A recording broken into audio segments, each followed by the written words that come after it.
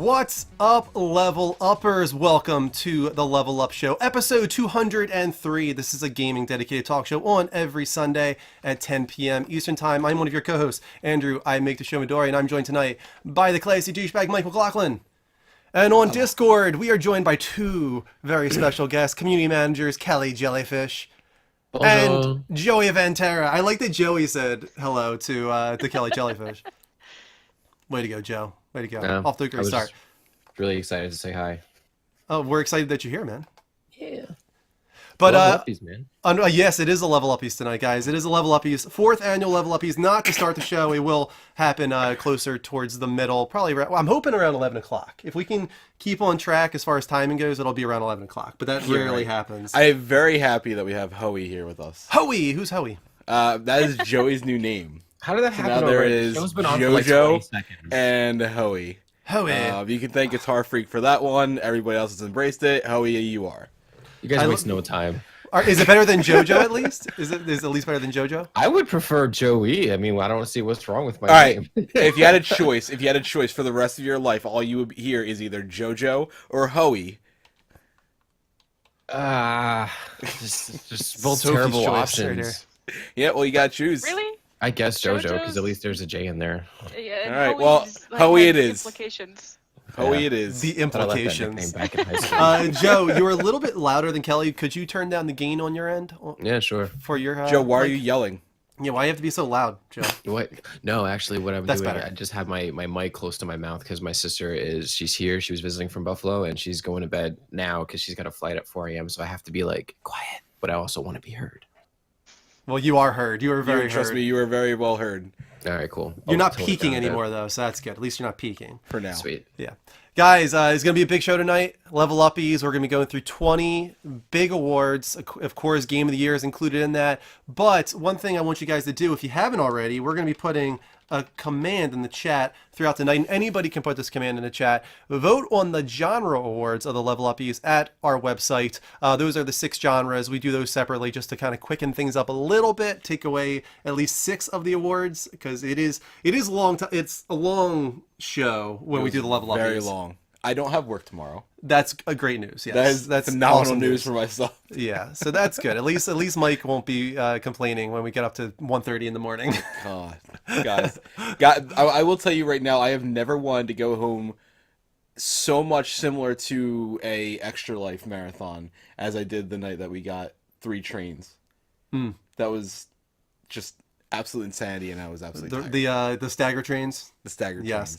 trains. Tobes, if you've requested the GIF of me rocking out, I will do that after the show tonight. But that is a great GIF. Good job on that, man. The Giphy King, as we're calling him now, along with the Giphy Queen, Megan, who's still somewhere. Hopefully she's in here tonight.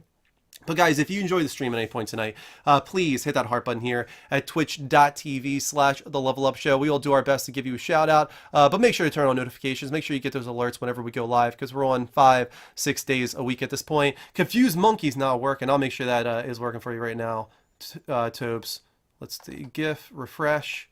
All right, they should work moving forward. I always have to refresh the Giphy source, Tobe, so that your commands work. They should now. It's not the monkey. There's another one. There's another one besides the monkey. Tobes has, I want to say, like 10 custom GIFs just for himself now. He's the only one that takes advantage of To it. spend his money. Yes, you got to take advantage of the Giphy library.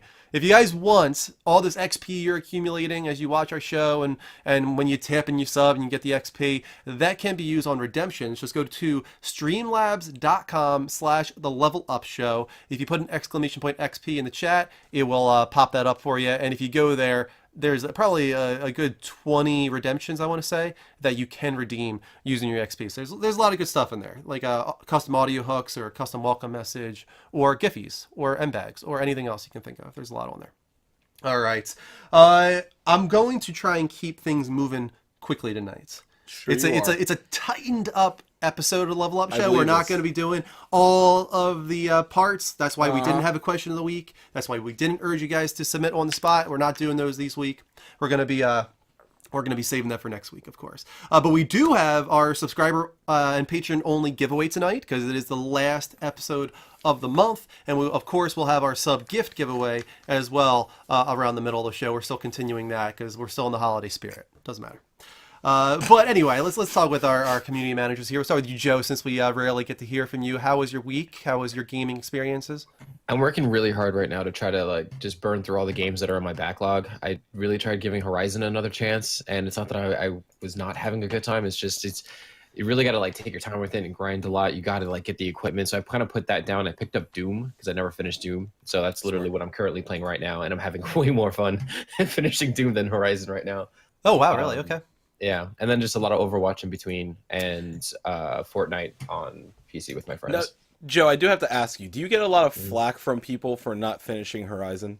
So much, you have no idea. And it's Do not you? that I don't, I feel like I should have enough respect from the community because, like, I'm a gamer. I play a lot of games, and I feel as though, like, my opinion should, like, believe me when I say I don't think Horizon's a bad game. It's just, it's not, it's nothing new to me. You know, open world, quest, side quest, you know, gathering materials to make things. Like, I've done it so many times before. The only thing that Horizon's got going for it is a story. And if I could just watch all the cutscenes in one long movie, I would like rather do that than Yeah. do the grinding because I'm not having fun grinding. Did you in do that the game. side quests at all?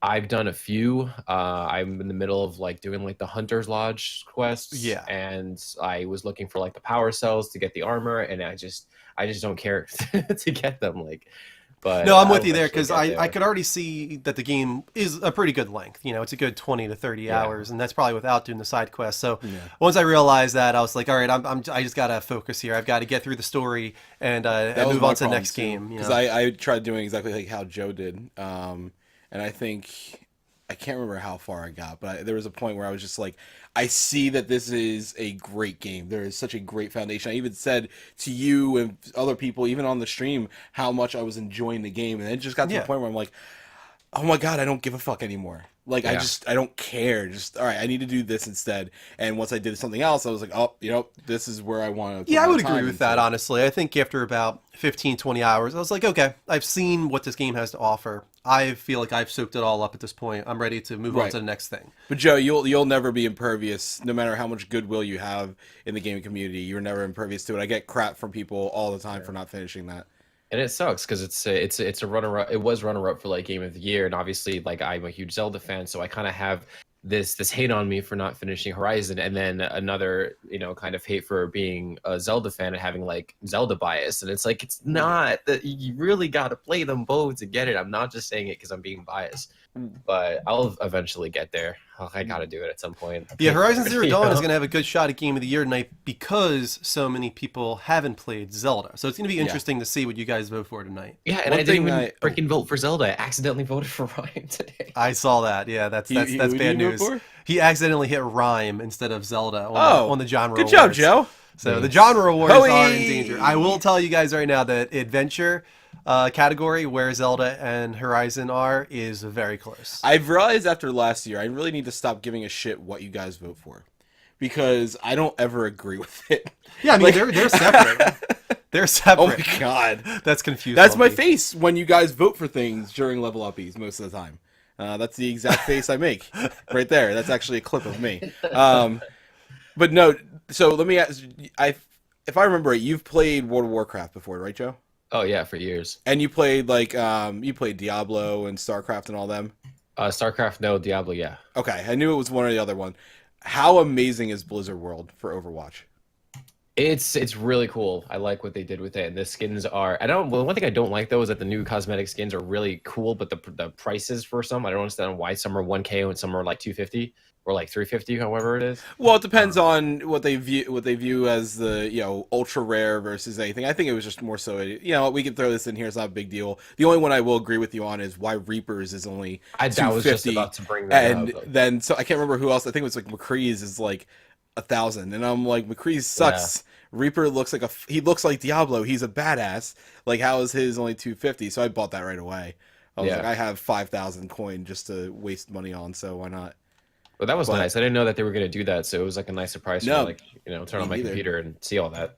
But they added. I don't know if you saw it. They have Blizzard World for Overwatch. And I they heard made about a it, but I didn't whole watch new- it at all. Yeah, so they have a whole level design like an amusement park for all Blizzard entities. And you basically, one of the starting areas is like a pub with the Hearthstone music, and you see card table, people at a card table, and you see everything from one of the pylons from StarCraft. floating in the background. You see roller coasters that are shaped like StarCraft symbols, and all these other enemies, World of Warcraft nods, and all these things. And all the characters are designed. Not all of them, but a lot of them have costumes designed, towards that. Yeah. I think Widowmaker has a design towards the Ghost in StarCraft, which is a sniper in there. Roadhog is the Butcher, which is in Diablo 3, this big looming, enemy boss, and he looks just like him. And he has a hook chain that he throws and throws towards him. That's exactly what Roadhog does. So it was a lot of amazing detail that they actually gave towards their fans. Nice. So, good. Very cool. Let's head over to Kelly. Kelly, how are you doing this week? And how's everything going with your PS4? It's awesome. I love it. I'm tired because I've been working a lot, so I haven't had a ton of time to play it. I think I'm 15 to 18 hours in To Assassin's Creed.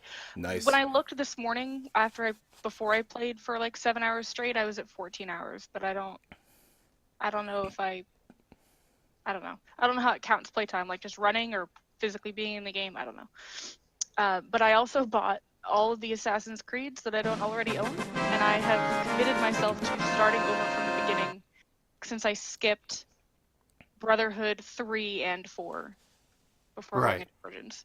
So I like in Do you terms really of, feel like it's worth it to go back? well, to Black Flag? To just So she said from the very beginning, didn't you? from the beginning. So I played 1 and I played 2, but I really loved 2, so I'd probably just play it anyway again. Just to do I'll it. recommend not, only because you have a lot to catch up on anyway. I would worry about those ones first, No, and I'm honestly gonna take. Look, do you see that? Go big or go home, Mike. No, listen, All I in or agree nothing. with you. And Assassin's Creed 2 in my head is one of my, at one point, was one of my favorite games. My issue with it is, and this is what I have with a lot of these types of games, where I went back to it only maybe like 3 or 4 years ago, where my cousin was actually starting to get into games, and she was playing, and she played Assassin's Creed 2, and I came over and not realizing it was Assassin's Creed 2, I thought it was Assassin's Creed 1. I was like, man, these games have advanced so much better than I thought, and I was like, wait, oh my god, no, oh my god, this is, oh Ruined. man, and it was just like that wake up, like the arrow in FedEx, and now you can't not see it. So now every time I see Well, I'm not Assassin's Creed 2, expecting I it just to think look of that. just like Origins, and in terms of each individual storyline, I know that you don't need to play them in order at all. They're in different places and times, and they don't really connect. But in terms of what I'm afraid for is when I leave the Animus and I'm back in the real world, and what have I missed? What do I have to catch up on? And I've already there's a little laptop that you can go and you can read all these notes and updates, and she's keeping tabs and notes about Bayek, and she's mentioning things from previous games. I was like, I'm missing things. I gotta just go and play them, and I'm gonna do it. And as to Horizon Zero Dawn, which I own, I still haven't opened it. I haven't played it. I've been playing Origins. Jesus. So, Wow. Yeah, it's a lot of people down on Horizon tonight. it's not that I'm down on Horizon. Origins is just like I gotta. I do want to play. I heard that it's very good. I intend to I've get played about to 3 it. hours of it on my friend's PS4, and I loved it. But I was just like, no, I just gotta. Oh, Horizon.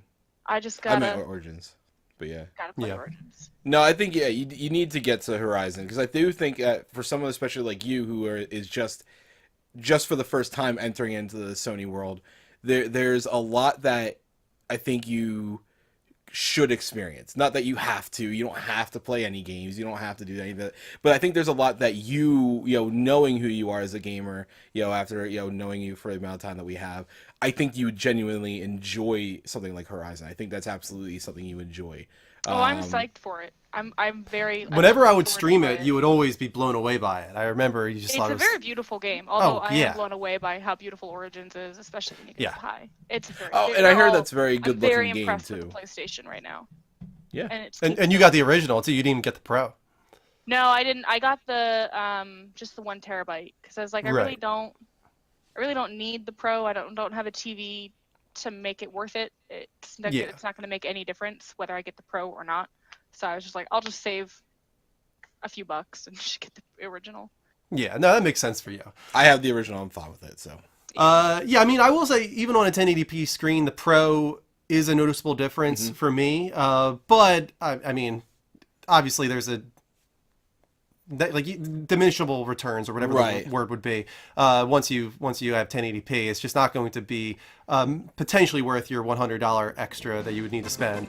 Thank you for another sub. A gifted sub. Thank you, Tobes. Tobes. So You're that awesome. these are all going into our queue, guys. We got Brad, now we got Tobes, and we got Mickey Games. 3 prize wheel spins will happen during our prize wheel segment. We have 2 of them before we get to the level uppies. But I'm going to skip over us just so we can try and keep on track here and keep on time. Let's get into the official non-gaming portion of the show. It's called the Level Up Show Has No Game. 3 non-gaming topics at 2 minutes each. Are we ready? Go for it. We are go. First up, and Has No Game. So, new study shows why moviegoers prefer the Marvel Cinematic Universe to the DC Cinematic Universe. And it's really not all that surprising. Quote, the DC trailers received positive responses during the sections with special effects and big action, but not so much when just the characters were present. So they've got this software that actually looks at reactions, because reactions are so popular now on YouTube. It actually goes through the reactions and discerns what moments in trailers cause positive reactions from the reaction person, the YouTuber, the whatever. And with DC, it's big action. That's in direct opposition to the Marvel trailers. In those trailers, viewers reacted strongly to the superheroes themselves and also reacted in a positive way towards the humor, thus creating more emotional engagement. Take, for instance, the Guardians of the Galaxy 2 trailer. The study found that 78% of viewers are considered, quote, lovers of the trailer, citing the song choice and wisecracking characters as the biggest reasons why. Following with that is Captain America Civil War at 75%, but then you go down to Justice League, which is 71%, and Batman v Superman was all the way down at 60%. So, not that much of a surprise, because I feel like that's the reason most of us prefer the Marvel Cinematic Universe. What do you think, Mike? No, I absolutely agree. I mean, it's almost obvious in a way. Yeah. The biggest issue that a lot of people will have is the disjointedness of the DC universe, and there's no attachment to any of these characters. They're throwing 6 people, into the second, or technically third film in a franchise that no one really thought was going to be coming for years. Right. And there's no attachment to any of these characters at all. And it's just all over the place. Whereas Marvel gives the appropriate amount of attention to each person. Yeah, I would agree. We got 10 seconds here. What do you think, Kelly? I kind of am on the opposite end. I'm actually pretty excited for the Justice League, regardless of what characters we have a full movie dedicated to, just because they have been hinted at, and it kind of makes it more exciting for me. So. You haven't seen Justice League yet, though? No, not yet. Not yet. It wasn't bad. It was a step in the right direction. Next up, we do have the 2017, or actually 2018, Oscar nominations. I'm going to go through at least the best picture here. We got Call Me By Your Name, Darkest Hour, Dunkirk, Get Out, Lady Bird, Phantom Thread, The Post, The Shape of Water, and 3 Billboards Outside Ebbing, Missouri. I've seen 4 of these so far. I actually just watched Call Me By Your Name yesterday. How is that? It was very good. Very powerful ending. So I would definitely recommend seeing that one. Dunkirk, which was on the screen for a moment there, I wasn't that impressed by Dunkirk. I thought it was all right. It was just, to me, it felt like a generic war movie with very good cinematography. I wanted to go see it a few times, and I almost did a few times as well. But there was something that I was just like, I don't care enough to go do this. But the 3 Billboards, I definitely want to see that. I want to see all of them, of course. Get Out is was on very HBO good. now, so if you got HBO, it's on HBO. Wow, okay. So we're intending to watch that this week. Lady Bird I also watched. I thought it was good, not great. I think Call Me By Your Name was definitely better. And the other one that I saw was Get Out. So I need to see The Shape of Water. I'm going to see this week in theaters, and then I'll try and figure out how I'm going to see the other ones. Shape of Water is doing so much better. What about you, Joe? You see any of these Best Picture nominees? The only one I saw was Get Out, which was a cool movie. I just never thought it'd be nominated for an Oscar. Like, it was okay, but I hear that a lot. I think I have to see the other movies to compare. But the fact that it's on the list is kind of surprising. It was a good movie. I wouldn't give it an Oscar. I think the problem that we have, I mean, this is speaking, I'm saying this as a white male, so I might not be it. But one of the things that intrigues me and attracts me to Get Out is its attention to cultural stereotypes and issues, in our society. But I also feel like that might be the main reason why it gets a nod, almost like a hey, we should do this because it makes sense, not a hey, this movie was very, very good, and I'm afraid of that before I even see Real it. quick, other noteworthy nominations: Logan, Best Adapted Screenplay; Margot Robbie for Best Actress in I, Tonya. Shape of Water has 13 nominations, the most of any movie, and Blade Runner was largely neglected in the big categories for whatever reason. 2049, I mean.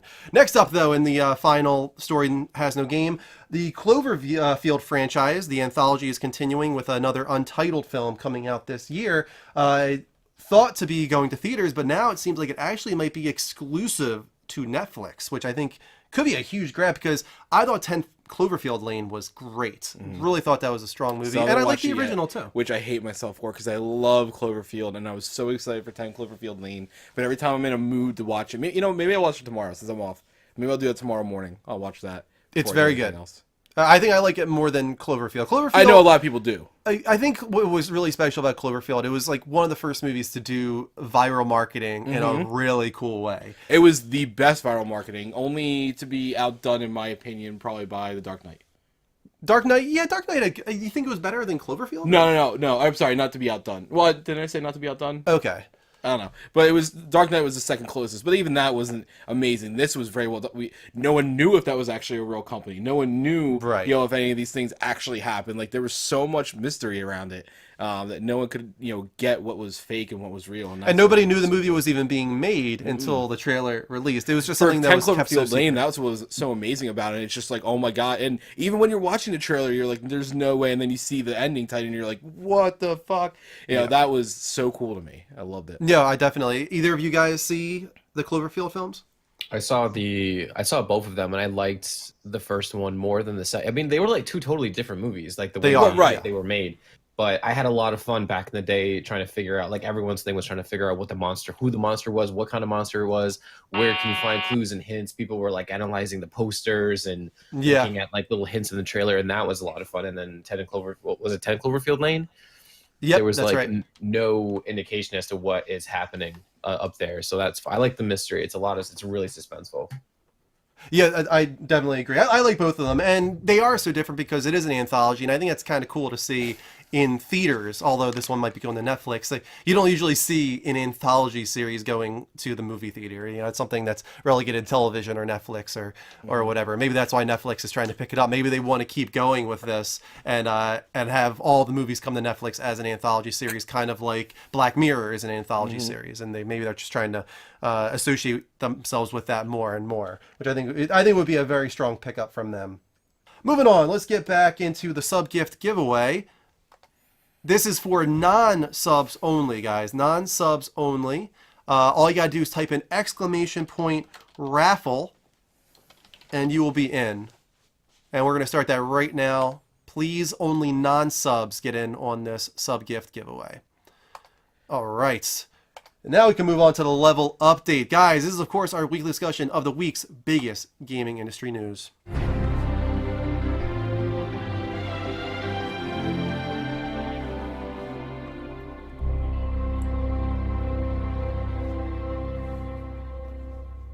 First up in the level update. Kind of surprising news. I didn't think it would go this far, but Paragon is actually going to be shut down by Epic Games. The good news, the silver lining here, is that they are going to give a full refund to every single player that purchased anything for Paragon, which is kind of nuts, honestly. They must be making so much bank off of Fortnite that they can actually afford to do this. That's pretty wild. But anyway, last week, players were actually worried about this, considering the new map came out for Fortnite, and it was kind of spreading throughout the internet. Like, is Paragon just going to go away? Do they even care about it anymore? Turns out they don't. They said, quote, "We truly appreciate everything you've put into Paragon. We received many passionate ideas for where to take the game. The outpouring of thoughtful suggestions is another testament to this incredible community. After careful consideration and many difficult internal debates, we feel there isn't a clear path for us to grow Paragon into a MOBA that retains enough players to be sustainable. We we didn't execute well enough to deliver on the promise of Paragon. We have failed you, despite the team's incredibly hard work, and we are sorry. So Paragon first launched in 2016, and it actually was a free-to-play game from the very beginning. Once it got out of early access, it was a free-to-play game. Does this surprise either of you guys? Kelly, Joe, did you even play Paragon at any point? I knew that it existed, but I had no interest in it. Right. Yeah. Yeah, me as well. I've heard of it, but I've never played it. I think it's cool that they're giving full refunds, though. That's very cool. Yeah. I mean, they could just be like, "Thanks for the money, bye." So. I played it from the very beginning. You did? Really? Oh yeah, the first day it was available, I downloaded it. I played it for about a week straight. It was fun. Just MOBAs aren't my thing, and even though this gave you a little more control in a different way. Oh, thank you so much. Thank you, Brad. Really appreciate Bradley. that. Here's some more for your full-time streaming for my wife even and Leah's though- lol. It gave you different control in it, like so. Whereas a MOBA, you're top down, you're just saying go here, go here. In this case, it was third person. You were right behind the character, and you definitely had a lot more physical control over the character, but definitely played more like a MOBA, which is not something I'm into. Yeah. That said, it had some very dedicated people, but obviously not enough. The other side to this, Yeah, is, I thought it was doing actually pretty well. It was I'm surprised. until they realized that pretty well is not as good as they thought it could be when they saw the success of Fortnite. Right. So you got here's the thing with Fortnite. Fortnite by itself. So Fortnite is being made, and before they put it in Battle Royale mode, it is planned to become it is planned to become free to play this year. That is the plan. The regular game, the Save the World game. To get into the game, you could buy early access for $40 or $60 or $80, which gave you extra stuff and all this stuff, and then $100 and something.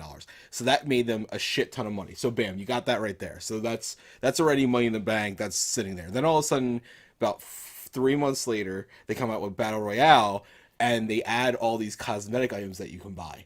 Now, people buy them here and there, but not as much. And then all of a sudden, Battle Royale becomes really big. And then they add this Battle Pass, which just gives you more cosmetic items, which even schmucks like me, who don't even care about cosmetics half the time, end up spending $9 to get the Battle Pass for the season. Then you have people that are buying one costume for $20 freaking dollars. Johnny. So, yeah. Yeah, exactly. No, you're right. It's a world that I don't understand. Be honest with you, but it exists, and they're taking advantage of it. Yeah, yeah, they absolutely are. So whereas Paragon, you people did buy the characters and everything, but there were either people that played it religiously all the time, a lot. And I knew actually a couple of my friends that I played with. The one guy that you might have seen me play streams with a couple years ago, Malzeth, was really into that for about 3 or 4 months straight, where that's all he would play, and they would spend good money in there, but obviously not nearly as much money or player base as Fortnite is. So. Yeah, Fortnite's a juggernaut. I mean, it's actually, as far as streaming goes, it's been number one on Twitch for quite a while now. It's doing much better than even PUBG is doing. So it's just growing, and I wonder if eventually it might even overtake PUBG. It isn't to the point where when it comes to streaming on Twitch, it is, but otherwise it's not larger than PUBG is. But I'm curious to see if it keeps growing at this rate, and now that they're dedicating themselves even more so to Fortnite with the closure of Paragon, we might see it really grow into something quite huge. Yeah. So it'll be interesting to see. All right, thank you again to Brad for that tip. That's going into the next prize wheel queue. Moving on with the level update. What's up, Mike? So Xbox Games Pass, if you guys haven't heard, the thing, and it will now allow you. It's a pretty cool thing. It is a pretty cool thing, especially now. It was already a cool thing before, but now they're going to give you exclusive Xbox titles day and date of the release. So according to GameSpot, they said Microsoft has announced it's expanding Xbox Games Pass and will start releasing first-party Xbox exclusives through the subscription service. Xbox Games Pass was launched last year and offers players unlimited download access to now more than 100 Xbox One games for a monthly cost. Now it seems the service will be a cornerstone of Xbox distribution plans going forward. Phil Spencer went on to drop some hints that the console's biggest franchises will be popping up, including Halo, Forza, and Gears of War, 2 of which have not been confirmed as continuing as games coming up in their lineup, although it was kind of guessed at.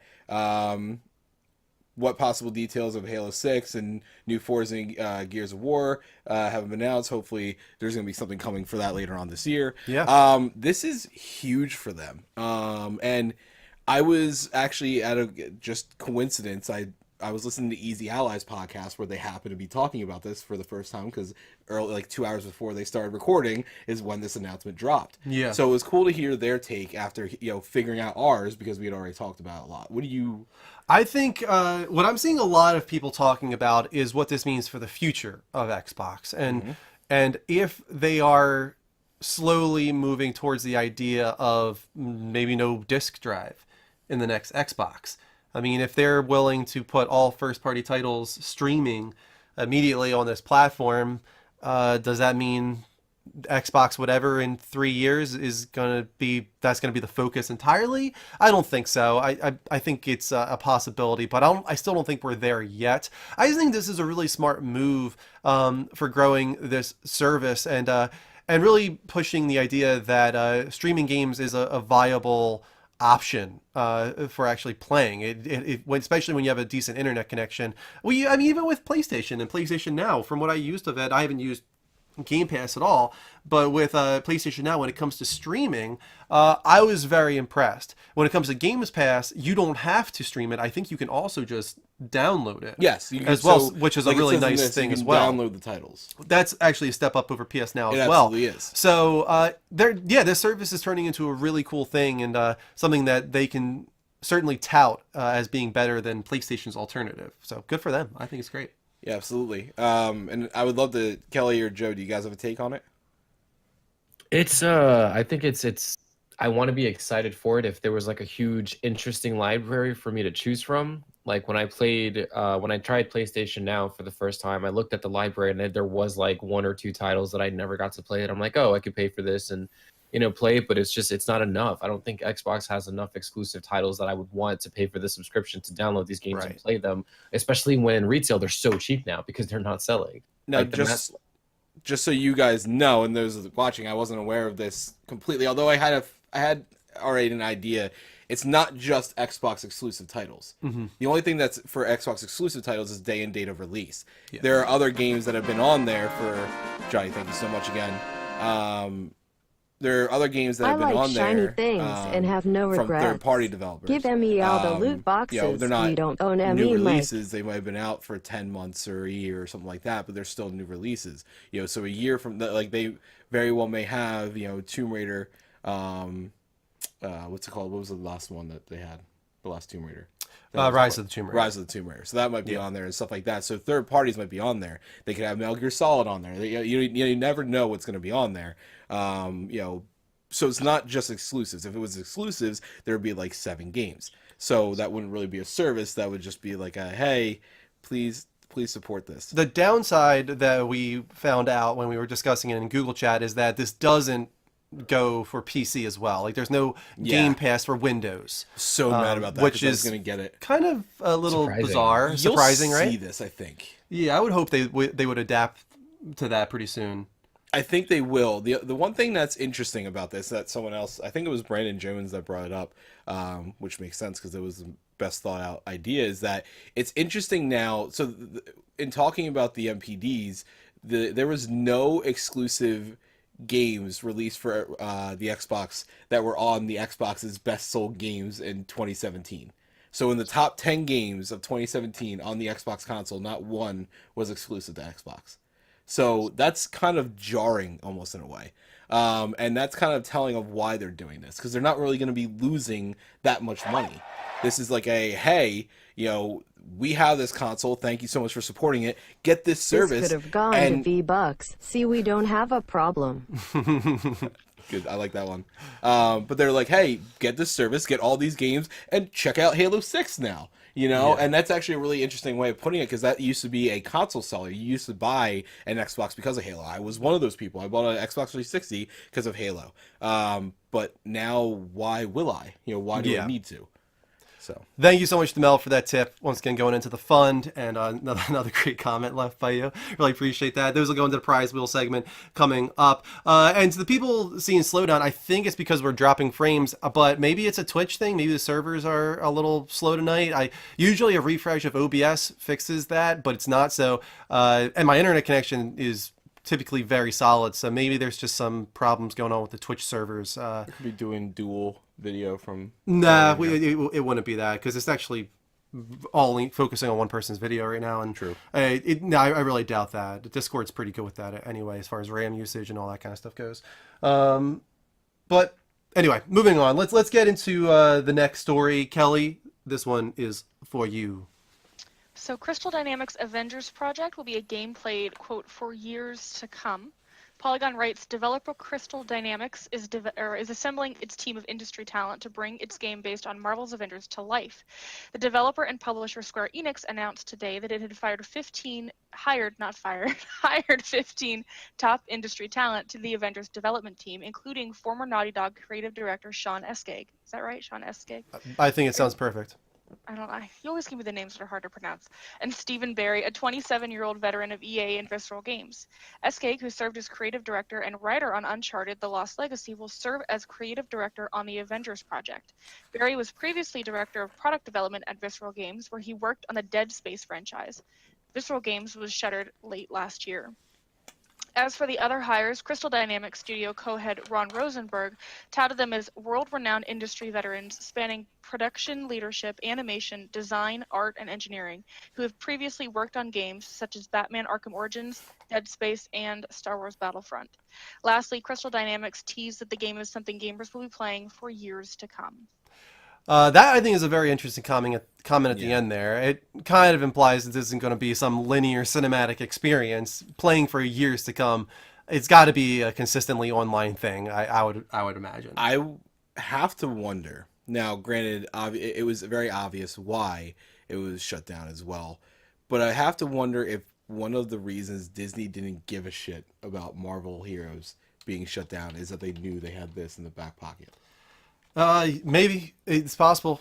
I think it sounds like they're putting a lot into this. I am very confident that this is a games as a service. Oh yeah, for sure, model. for sure. And I think that it's going to be changed and updated for I think what you'll see is it will be somewhat linear, but also open world in a way, of MMO where you'll be able to go on quests to take part in some of the best cinematic scenes that you've seen in the newest releases. So let's say this game was already out right now. In 3 weeks, 4 weeks, you'd be able to play some of the scenes as they unfolded in Black Panther. In a few months from now, you'd be able to take place. There'd be a big event where everybody would have to kind of join in together to try to take down Thanos. As he invades. I think they're going that route where it will definitely be story focused in a heavy sense, just like a Final Fantasy MMO is for them, but I think it will also be that MMO style feel to where it'll be very open or join with games us. as a service doesn't necessarily mean that it can't be a cinematic game. It's just not going to be a linear single player cinematic experience. Going off of play for years to come. There's no way it can be that. It's going to have to be games as a service, something that's going to be a 10-year game, just like Destiny 1. That's the goal. Yeah, right. That's what they're going to say it is, just like they did with Destiny, but might not work out. But they've got the talent. So we'll have to wait and see. It's very exciting. I mean, for all the Marvel games like Spider-Man and anything else any other property they have, we're in a time now where video game that focus on these franchises can actually be something really special. And I think we're going to see a lot of that. I think we're going to see now that we've had Arkham Knight and now that we got Spider-Man, it's just going to keep going. We're going to see a lot of cool things coming. Joe, I gave this one specifically to you. I wanted to make you sad. Wait, what's going on? I don't want to be sad. I'm having a great night. Too bad, Hoy. You're blue. Oh, man, I see it. I know. I was really disappointed to hear this. Man, so Anthem's delayed until 2019. I'm so upset at this. This was the one thing I was looking forward to the most. BioWare is putting all of its eggs into one basket, putting all of its eggs into one Anthem-sized basket, according to a new report from Kotaku, which suggests that open-world multiplayer shooter from the studio behind Mass Effect and Dragon Age will likely be delayed well into 2019. Well into 2019. Man, that sucks. Despite the fall 2018 release window first teased in last year's E3 reveal trailer. Oh man, dude, this really sucks. The majority of staff within both of BioWare's development studios are now working on Anthem. Kotaku's Jason Schreier reports citing 3 internal sources who spoke on the condition of, and I can never say this word. Anonymity. Anonymity. Anonymity.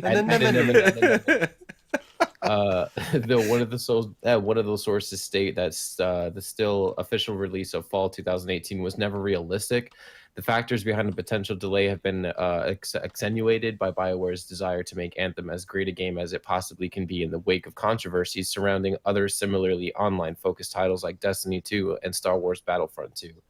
In addition, following last year's uneven reception to Mass Effect Andromeda, Schreier reports that there is a feeling amongst employees that the future fate and identity of BioWare is inextricably tied to the game. This, in addition to hurdles in development process related to persistent issues with DICE's Frostbite engine, has made the prospect of readjusted release date all the more likely. Oh, man. Will Anthem eventually deliver on the hype? If anything, it will exceed the hype. B, I think it'll be a step in the right direction for BioWare, or C, no, it'll be another disappointing failure. What do you think, Joe? I don't have the poll ready to put in there, but what do you think? Do you think it'll deliver on the hype? I hope so. I mean, I don't think it's going to be like the greatest game ever made, but as long as it just lets me have fun with my friends and lets me fly around in an Iron Man suit, like that can't be that hard. Like I don't want a great story. I just want to have a fun game to play with my friends and blow stuff up and fly around. And if they could just give me that, it doesn't need to look amazing. I mean, the trailer looks so cool. Oh, yeah, visually it was amazing. I don't think it's anything about I don't think it has much to do with the graphics. Do you remember when we first saw when we first saw Destiny? The first time we saw gameplay of Destiny, it was at E3, and the presenter on stage said, "I'm going to go in this way. You can go over this way. You can go over do that." You couldn't. And then he's like, "But then when your friend wants to join you, he can just drop in and you have a fellow Guardian to help you along your way." And all of a sudden flies down a ship, and you see a Guardian teleport down on your ship. We didn't get that. Then you saw a completely different UI setup at the first boss fight when you picked up the weapons, as well as the upgrading the weapons, as well as the weapons. You originally were supposed to get weapons that dropped unique to your character, and then they changed their mind and said, nope, all weapons for everybody because we don't give a fuck. I don't want that. So my thing is, and I've said this so many times, if you recognize that you have to delay your game to make it better, then fucking do it and stop slopping out this bullshit that I don't want. Stop putting out this crap that is half-assed because you know that you can update it later on and patch it out. Yeah. Destiny should be a shining example of how to fuck shit up and piss off your consumer base. Mm-hmm. I am somebody who fought hard for wanting Destiny 2 to be really good, and I thought it was going to be. And here it is. It's not, and they just had to announce again last week, we're sorry, we messed up again. Like, it's like the fucking BP guy. Like, oh, sorry, we spilled oil all over your fish. Like, they don't give a shit. Like, they really don't, and that's I think when it comes to here, they're scared because and they should be. They had Mass Effect Andromeda, and they just can't have another failure, man. They gotta get this right, and maybe they could get it out this year, but it would be a situation potentially like Destiny where it's like, hey, we got it out, it's in decent shape, it could have been better, but we're gonna update it as things go along, and just wait, make guys, it your August 2019 game. Yeah, I mean, they said cool well into 2019. At least that's what Jason Schreier thinks, well into 2019. And I'm not against that. I mean, we saw it when? We saw it at... Only this past E3. Yeah, we saw it this past E3. That was the first time we knew that there was a game for it. It's okay. 2 years? Like, I'm okay with a 2 year wait. I don't care about that. How many years did we had to wait for Final Fantasy 15 or Last Guardian? I kind of waited. Yeah, right. I waited. I enjoyed what I looked at for Versus. See, 15. I'm not the kind of person that... Like, I can put something in the back of my mind. Like, a lot of people are like, I need this game in 1 year or less. If you go past a year, then I'm going to be pissed at you. I'm just like, but come out when you come out. Like, I'm okay with it, you know? What I think is nuts to me though too is that we never got those. Hey, we're announcing this game right now. We're getting it later this year. Like that's only been a thing for the last couple years, and Fallout 4 was only the real one that did it. I was amazed that we were getting Monster Hunter World this year. I was amazed that we were getting so many of these other games that just randomly shadow dropped. Like there's no reason to get. I mean, listen, I get that you were excited about it, and I'm not trying to diminish Poo-poo. what you're. I'm not trying to shit all over you, but it's one of those things where keep in mind you only knew this game was according to you, Mass Effect Andromeda was going to be your big game, and it shat out, and so now you have another new game to look forward to. Let them give that the attention that it needs so it can deliver in the way that Mass Effect Andromeda dropped the ball. Let's get back in a positive light here, guys. That was positive. We're gonna give away that sub gift. We had 3 people getting in on that sub gift giveaway, and the winner is Rapid Exchange. Congratulations! During the next commercial break, I will gift you a sub. Thank you so much for getting in on that. And congratulations! Welcome to the show. We're gonna start another giveaway now, though. We're going to be starting the sub and patron only giveaway. And this is going to be for actually an Extra Life prize box. It's for Kelly's Extra Life prize box because Job, who was the winner, Job32X, said no, re-gift it during the next giveaway. See how it is, Job? I put my heart and soul into that box for you, and you just Did you though? Get all over it. I did. I wrote a letter. Did you write it did specifically actually, to Job?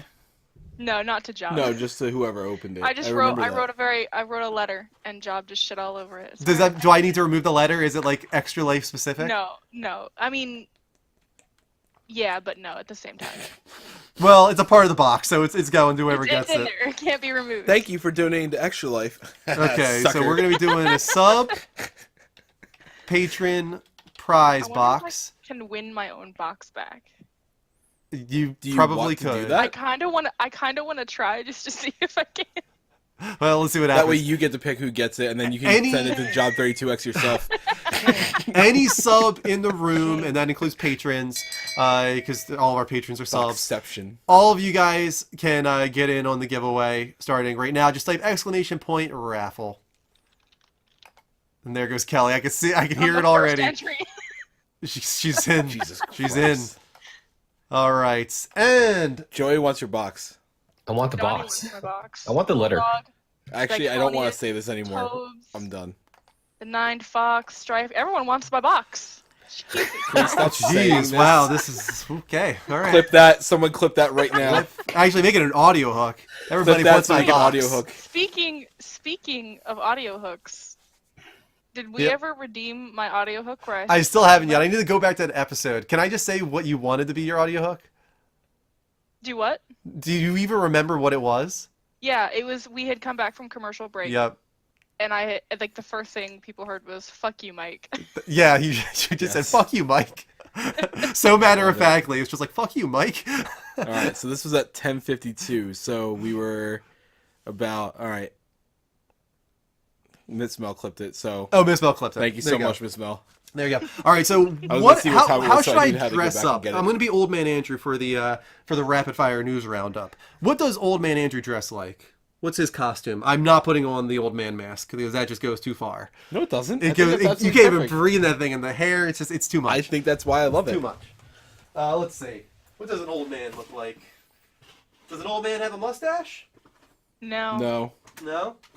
not at all. Does he have a sombrero? That's not Yes. old manish. He does. You ever seen an old Mexican dude? We don't have that much stuff. We need to get more. Does he have antlers? I don't know, dude. I think you should just wing it. Ooh. Got a cowboy hat. He's That's carrying a legit the dory. dirtiest thing ever said on this stream. It's really I- not. Mike's here. Feel like Alright, I'll it put it on my wasn't, mustache, too. but Oh my Just- God. I feel like some people I aren't can't even aware. walk down here. The ceiling is so low that I can't wear a hat. This hat is so small. Just duck. You'll be We're fine. gonna put on a good old mustache as well. We'll have to get another Wasting one the if Porn Stash mustache Andrew already. comes out. Oh, I got 100, dude. literally 100. Guys, I'm very mustaches. disappointed. I was talking to Andrew before the show. I didn't realize, I thought this was a thing, and I got so excited when I thought about it in the car. And when I got home, I was really excited to look it up. Chocolate-covered ants are not actually a thing. And I'm really disappointed that that's not something I can deliver for you guys. I was going to get chocolate-covered ants, like a box of chocolate-covered ants, Wow, this doesn't have for any the stick to it show, at all. for the prize wheel. Like the chocolate-covered crickets? Literally has no stick to Sure. it. Looks like I gotta grab another one. This one's bad. We got a faulty mustache. Faulty Damn mustache makers. He literally has a jar of mustaches. Literally. That's only Show the jar. Show He the went jar. over and grabbed the jar and poured them out on the carpet for Boogie to eat, and picked I will a put random them back mustache from there. later. Couch cam. I need to Couch cam move. him. We got a whole I can't. freaking I don't have a award keyboard. show to do tonight. Don't He's got a lick it. stash of stashes. Look at real. You have a stash of stashes. So I good. do. All right, this one is a little better. This one's not the best either. Maybe it's the moisture down here. Bad stash. All right, it's not going to stay long. So, Are you Cowboy Andrew? whatever you want Hey, me to listen, be. I Like. actually think that Who's makes that sense. one old guy that's in Big Lebowski? No, be The little cowboy guy? I'm gonna be what's John his name Marston. from Westworld? He's also in The Ranch as the dad. Oh, that You know guy. what I'm talking about. Yeah, you know what I'm talking Elliot. about? Sam Elliott. Yeah, Sam Yes. Elliott. That's it. I'm Sam Elliott. If he had, You're a younger Sam Elliott. yeah, I'm black-haired Sam Elliott. You're old man Sam Elliott when he You're was the Man in young. Black. I'm the Man in Black. Yes, You're the Man in Black. Be the Man in Black. that's Ed Harris, Just like, though. yeah, I know it is. I'm okay with this. Okay. That's who I was saying in the beginning. All right. Well, we're gonna get into Like those Sam Elliott. smaller stories that we do every Don't week, diminish guys, their quality. and what we like to call rapid fire news roundup. Ha! It's a beautiful thing. First up in the rapid fire news roundup. Womp womp. David Jaffe's latest project canceled. Major layoffs at Bartlett Jones Gaming. David Jaffe via Twitter writes, "Wanted to hear y'all from me before anyone else. We've had a project canceled and have been forced to lay off the vast majority of Bartlett Jones' staff gaming division. More news to come, but for now, that's what's up. Heartbreaking for the amazingly talented crew that's out of work." This guy can't catch a break. No, and I mean, Like, At is it some just me, point- or is he not making good games? I think, and this is, I like David Jaffe. I think he's entertaining. I think he's very creative. But I feel like when it comes to success, and I'm very sorry to say this, he was a one-trick pony. What's kind of crazy about it, it's kind of ironic that God of War, this amazing franchise that he started, gets a release date on the same day that this is announced that the layoffs are happening at Bartlett Jones. It's got to be kind of heartbreaking to That's not see true. where It he wasn't came a from. One-trick pony. He had other stuff. But I don't know. I think he just, like, I think he got burned on something, and I think he doesn't want anything to do with big publishers. I think he doesn't want to be. He's the type of person, he doesn't want to be controlled by anybody. He doesn't want to have to feel like he needs to hit deadlines or anything like that. He just wants to do his own thing, and that's fine. But I think what sucks is his games that he makes are not the type of games that can withstand that. I mean, it's been really ever since God of War. If you think about it, after that was Calling All Cars, which was a huge bomb. Yep. After that was Twisted Metal, which everybody acted like they wanted, but then nobody bought. Yep. And then after that was Drawn to Death, which I heard was really not good It and was kind of just offensive, actually. Very boring. It just the visual style, I know what they're going for, but a visual style is just not attractive. It's not something people want to look at. And I just heard it was kind of offensive, the kind of things that were said in the game by the characters. Oh, really? Trying I to be didn't know like that. real edgy and angsty teenager stuff, but it just did not go over the right way. So yeah, he really is having trouble finding something that works for him ever since God of War. But moving on. Sucks. Facebook announced as having exclusive rights for streaming CS:GO Pro League. This is kind of a big grab. It is. I'm very confused as it. I will tell you right now, as somebody who knows a few people who use Facebook Live for their whatever you want to call it, streaming, it is awful. It is so awkward I never used and it. unintuitive. To stream from it is fine. but for the viewers, there's very little control that you have over it. Whereas something like Twitch and even YouTube gaming, you have a lot of control over. You have dark mode, you have the ability. Us as streamers, we can do sub-only chat. Yeah. You can get a lot more ad revenue. The people watching right now can pause and then go back. Rewind the stream a little bit and watch from there and be behind, but they can catch up on it. Whereas Facebook Live video, it's so awkward and unintuitive and honestly intrusive. The app itself is terrible for that service, especially mobile. And this is such a terrible, terrible choice in my opinion for them. Yes, the money was there. Guess so. I mean, it'll be interesting to see, if Twitch feels the need to fight for these things. They don't have to. They have Overwatch League and it's killing it. Well, that's what I Have you mean. seen Like the numbers. That's what I mean. Like, do they ridiculous. need to fight for this, or are they okay letting it go? But after that, PUBG Corp has given $2 million to charities. Okay. Good for them. Yeah. They need some good. Which Very good news. charities? Gaming-centric charities. I think one of them being Extra unknown Life. players charities. One of them being Extra Life, I'm pretty sure. Yeah, they did. They spread it around. There was like a handful of different charities that they went $10 to you, $10 to you. But either way, take your success and try and do something good I with love it. That's great news. Philanthropy. Philanthropy is what they call it. Battlefront 2 new progression system to be revealed in March. About damn time. In its announcement, EA calls the changes significance, and they address many of the things players have asked for. Details on the changes aren't coming until March. This is merely a tease of things to come. I don't know. I have nothing to add on this. What do we want? Like, what are the things people want it to be? I don't know, for the sheer fact that I've avoided this game like the fucking plague. So Anybody? I'm assuming neither of you guys have played it. I think we're all preoccupied. Everybody right now. doesn't Yeah, care. we're all, No like, one cares really what we're into this talking whole about thing. right now. The vault is so distracting for people on Twitch. We need to stop this during the Sunday streams, because once it goes active, nobody pays attention to anything that's saying. Hey, as long as they're here. We got it. Guess. We got it though. Strife Girl got it. Congratulations. What did Stripe she Girl. get it with? 3430. Oh my god, I was trying to. I guessed it, but it was on This is cooldown, not and part of the rapid fire. I couldn't do it again because it was the same as before. Like, you can't repeat the same exact thing. So within anyway- 30 seconds of each. Damn. Have you guys played Battlefront 2? No, Oh, I no, played. Oh, you know what? Maybe I have. I can't remember. I played one of the Battlefronts, and I played it for all of 1 hour, and then got bored. Probably not 2. Yeah, I Probably would not. doubt that it's two. Yeah.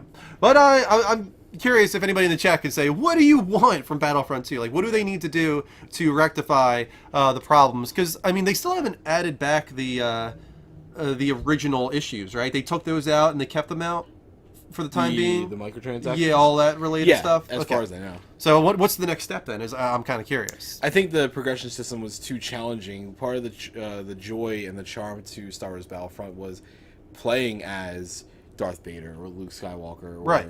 Jango Fett or Darth Maul now that they added, and yet you had to play for so many hours Mon before you Mothma. even had the opportunity to do that. Yeah, Mon Mothma. Mon Mothma. And all those My Mon favorite Mothma character. fans. But yeah, so I think you had to play for like 20 to 30 hours to get all the heroes that you really want to play as, and that's kind of defeating the purpose. Like, half the time I'm playing, I'm like, I hope I die at the right time just so I can come back as this hero. Yeah. And it's like, I don't know, I felt like it was a very poor decision on their part. Well, we'll find out in March, right, is what it said. But moving on, Sony, a new patent is showing what could be their next PlayStation Move controller, an update on it at This least. is true. This is definitely a step in the right direction for VR. It integrates the analog stick with the PlayStation Move, unlike what is currently The Move there. controllers are so awkward and clumsy when you're doing anything but playing the games in VR. Yeah. I hate them. Because you literally have to switch back and forth between putting down the Move controllers and then picking up the DualShock 4 controller Right. to adjust menu things, and then hoping that you can find where you just put down the Move controllers without taking the headset off. It's so like we had a party last night. We had people over, and we were going through different things. We were doing the demo disc and this and that, and I had to keep going like, okay, grab this controller, now hit this, now do this, select this. Okay, great, now give me that controller back. Now take these, hold it like this, make sure you're doing it. Like, it's so awkward and clumsy. There's absolutely no need for that. So this is something that's not only welcomed but absolutely necessary. For Yeah, it definitely is. I actually PSVR didn't even think about progress. it when I saw this. I was like, really? What can they improve upon? And I just didn't even think about that aspect. It makes perfect sense now with VR becoming more and more of a thing for Sony to make this better. But in other great PlayStation news, we've got the PlayStation Plus rumored games for February, and they're good ones. We got Dark Souls 2 Scholar of the First Sin and Far Cry 4, and that game everybody wants to stick around. That's you. Well, I'm going to ignore the "that's you." I'm very surprised, and I made the mistake of not reading it correctly. Why Dark Souls 2 and not Dark Souls 3? And the only reason I asked that is Dark Souls 3 has been sold for like $5 on sale already a couple times. So why wouldn't they just spend the extra couple bucks and put Dark Souls 3 on there? Like, is there really a need, especially now that we're having I don't know. remaster coming? Do we really need to have Dark Souls 2? I would assume that's why this is going up in the first place, is because of the remaster, to go along with that. And also Far Cry 4, with Far Cry 5 on the horizon. They're both great games to give out. Far Cry to get 4 people is hyped. something everybody needs to play if you haven't yet. So I have not grab that. played it. I think it's really fun. I think that could be a very fun game for you to stream. It's like a one-time thing. Like just Not one even. week. You might even enjoy it. Like, Yeah. actually enjoy playing it. Like, maybe something as like a weekly thing once you finish Persona 5 or whatever. You mean in like a year? Sure. Yeah. When I finish Persona 5 in a year. And that is the rapid fire news roundup. We got 3 wheel spins. We do. We have 3 wheel spins. We're a little behind, but we're not too far behind. We're pretty close on time here. Let's get those wheel spins done. What's first? What's the first wheel spin? Bulldog Brad with a $5. Oh, that guy said that those were claimed to be fake on Reset Error. Claimed to be fake? Really? I haven't seen this. I'm gonna look it up. I'm gonna look it up. I got nothing to do. I just looked at it not that long ago. Yeah, I I feel didn't like see I that yet. just Must be saw just recently said. But moving on, let's get these wheel spins done. I think it was a $5 tip actually from Bradley, wasn't it? $5 tip. Thank you so much for the $5 tip, Bradley. Adding on to that fund, supporting the full-time dream. And what do you got? A costume chest for Michael. Oh boy. After that, we got a resub from Johnny. Thank you so much for the resub. Anything worth $5 more gets you spinning the prize wheel, guys. That means subbing, resubbing, pledging on Patreon, cheering, tipping, and hosting for 10 viewers or more. We're going to be doing a lip sync challenge at some point tonight. And next up, we got a $5 tip from Miss Mel. The last in this prize wheel queue. Ooh, Porn Stash Andrew. Looks like I'm grabbing another mustache. Hopefully that one sticks a little better, because maybe it's my facial hair. My facial hair is not letting it stick well You tonight. just gotta shave the mustache off then. Maybe. We're gonna go to commercial break. I'm gonna give a sub gift to Rapid Exchange, and when we come back, it is time. Oh boy. It is Boy, oh time boy, oh boy. for those level uppies. All right, guys, we'll be back in approximately 90 seconds. Hold on tight. Rapid Exchange. I'll be giving you that sub gift. Welcome back, Level Uppers, to the Level Up Show, episode 203. This is a gaming dedicated talk show on every Sunday at 10 p.m. Eastern Time. If you like what we're doing at any point, please hit that heart button here at twitch.tv/The Level Up Show. We'll do our best to give you a shout out. And don't forget to turn on those notifications to get alerts whenever we go live. Even though we're about to move on to the Level Uppies, prize wheel is still active because we have those. Oh, wow. What? Davey For singing Ninja. the Queen of Pop, Britney Spears. Oh, and I guess for your full-time streaming goal. Keep Oh up my the great work you God. guys do. Holy shit. Well, that's what I'm talking That's about. That, of awesome. course, will still get a wheel spin. We Thank have a you so dedicated much. wheel spin segment at the middle of the Level Uppies. That is a huge, huge tip for the Queen of Pop. Thank you so much. Appreciate that. Thank God we did that. Yeah. We wouldn't have gotten that $50 tip if it wasn't for Britney Spears. You're welcome. So, thank you, Mike. Thank you for that. Let's Supporting the see Michael full-time Jackson dream. get that type of support. You know, you never know. You never know. Beat It's a pretty strong song. Yeah. All right, guys. Get the fuck out of here. It is time. Let's enjoy the 4th annual Level Uppies. Boom.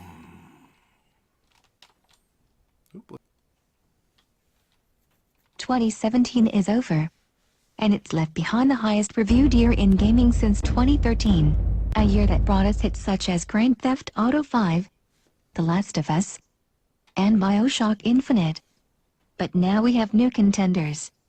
The Legend of Zelda, Breath of the Wild, Horizon Zero Dawn, Super Mario Odyssey, Persona 5, and many more, which will come out on top. which will win the coveted Game of the Year award. You will decide. Level Uppers, it is time for the 4th annual Level Uppies. Oh, Moobot. Moobots? Yeah, What now? Moobot. No. I miss Moobot. Moobot is not the right person. Moobot Level is the Up right bots. person for Rick. Take it away, Level Up bots. It is I, Level Up Bot. And Red it is my Moobot. pleasure to welcome you to the 4th annual Level Uppies. Let's give a warm welcome to our hosts this evening. Andrew I Make This Show Midori. The classy douchebag Mike McLaughlin. And our special guest hosts, community managers Kelly Jellyfish and Joey Vontera. One thing I will say, no anger, no revenge. I'm feeling really good about this. Level Up Bot is Level Up Bot I'm in a seems good very mood calm. this year. in a Andrew. good mood. Wow. Thank you. That's great. That's great. I'm glad to hear that. Level Up bots. And of course, we do have special guest community managers Joey and Kelly for this year's Level Uppies, which I think is just going to be really special. Thanks for joining us, guys. No problem. It's good to be here. It's good to be here. Yay, It Hoey. is. This is going to be a good Level Uppies because this was a really strong year for games. As Level Up Bot was saying, like this is the best reviewed year in games since 2013, a year that brought us really great games. I mean, a year that had The Last of Us, Grand Theft Auto 5, and BioShock Infinite. Like, wow, that it's hard to top that. And this year came very close. Let me ask you, Kelly and Joe, like, do you kind of feel like knowing the categories that are coming that you know what you're going to vote for, or are we just going to kind of go with it as the night goes along here? I'm probably gonna go with it. Go Yeah, wing it? I already know what I want to. I know what I want to vote for. You know what you want to win? Yeah. Oh, you know what? Before we get into the crux of it here, let's also reveal the winner of Kelly's box. Is it me? I hope it's me. I hope it's me. I hope The winner of Kelly's Kelly box wants is to enjoy your box. Tobes! Tobes Nice. gets to enjoy your box, though. Tobes gets to Nice. enjoy the box. Congratulations, Tobes. Enjoy that box. Such a good box. Why are you letting this happen? I mean, there's nothing wrong with anything we're saying. I don't understand it, honestly. Nothing wrong with anything we're saying right now. But There's say a what? box. It's being sent to Tobes. It's Kelly's box. And he can enjoy it. No? Yes? Maybe? Alright, well, There's anyway. so many things I want to say right now. We got level uppies to do, though, man. We're supposed to be classy right now. Oh, there's nothing classy about We're my supposed to be fucking real ass. classy about the level uppies. Come on, man. Well, guys, we Oh have my 20 God. awards to give away. And, of course, there's also the genre awards that you guys can vote on right now on our website, levelupnetwork.com/leveluppies. Just text 34333. No, it's much easier than that. Oh, Come on. okay. Although I will say sometimes it doesn't show up on the first refresh. So if you don't see the actual poll itself, just refresh one time and usually it'll show up when you refresh. But get those genre awards in because towards the last quarter of the Level Uppies, we will be revealing the results of those live here on the Level Uppies. The 4th annual Level Uppies. All right. I mean, are we ready? Do we want to just get into it, guys? Are you ready? Hell I'm yeah, bored I'm ready. All Howie, right. are you ready? Scared buddy. Yeah, I'm ready. All right. Fuck you, Joey. Of course. No. On with the show. On with the show. First up Made me tonight. laugh. First Best up. music, score or soundtrack. And the nominees are Cuphead, I'm Mr. King Dice. I'm the gamest in the land. I never play nice. I'm the devil's right-hand man. Horizon Zero Dawn, God, it's so good. That is good. There's a lot of soul in there.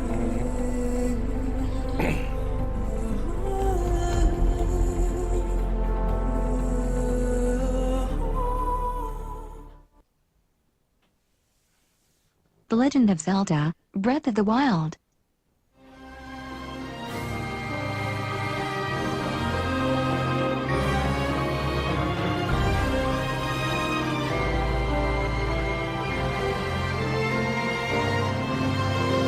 What are you grabbing? I'm conducting. That's not conducting, that's grabbing things. Near Automata,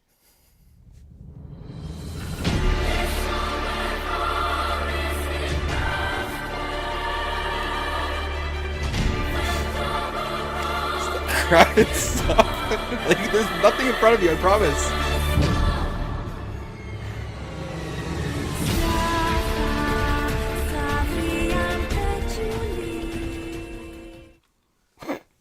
You're And grabbing the Persona emotion. 5. He's got bops in this, man. It's so good. So good. This is a great song. Really tough choices. Yeah. There it is, guys. You got 3 minutes. We gave a little bit of extra time for this first one here because it is the first of the night. 3 minutes to get your votes in. Don't forget that the first option will always be exclamation 0. point vote space 0. It starts at 0 and goes up from there. All right, you guys saw it. Kelly, what's your vote of the 5 here? Or would you add a game that's not on the list? I don't think so. I was torn between Cuphead and Horizon Zero Dawn because they're both really good for 2 totally different reasons, but I ended up going with Horizon Zero Dawn. Horizon Zero Dawn is a solid choice. What about you, Joe? I was the same. Like, I actually really liked Horizon soundtrack. I like that operatic sound that makes me feel like I'm floating in this crazy dimension You're or a fucking something. gladiator. Yeah, Yeah, makes me like really so hyped Yeah. powerful. up. But Cuphead soundtrack was just so good, so I just voted for it. Oh, Cuphead. Okay, interesting. Cuphead's soundtrack was different. It's unique. interesting. Right, exactly. I showed it I to really like friends that and family 50s last night. throwback. Right, yeah, you don't get that very often, that's for sure. I think that out of all these, as crazy as it sounds, I think Zelda is the weakest on the list. Because I think Zelda's soundtrack is good, but in certain moments. The rest of it is... It's a little barren, right? It's not that, but you know what? It's not in a bad way. So there's nothing wrong with it. But in terms of, legit, like, high quality soundtrack, something that I would always go back to, Horizon Zero Dawn is definitely something that's in there. I can see people going to Persona for that. I can see a lot of people going to Nier, and I actually wish I played it or at least watched more of it, because I feel like Nier, even from that short clip and the other things I've seen of other people play it, probably is the best one. But I'm going to bet anything it's not going to win, sadly. I mean, we're seeing in the vote so far, Persona 5 is in the lead, and of the list that we have here, I would definitely go with Persona 5. That song alone that was being played at the first part, oh my god, like every time I'm in a dungeon and that song is playing, like I can't help myself. Like it's like my head starts bobbing, and like it's just really, really good. I think it's cool too because you see games and like Nier, that song that you chose was from a fight, from like a very big dramatic, scene, and you could tell it in the music, but it definitely adds weight to it. Whereas Persona is like, listen, your shit's about to get fucked up, but why not smile while you do it? You know, and I think that's what's really cool and unique about it, and that's what I respect about Persona's soundtrack. Even though it's not something I would ever go and listen to myself, I think it's really cool. Yeah, and Nier is something, the franchise itself is known for great music, not just Automata, or however you say it, I guess it would be Nier Automata.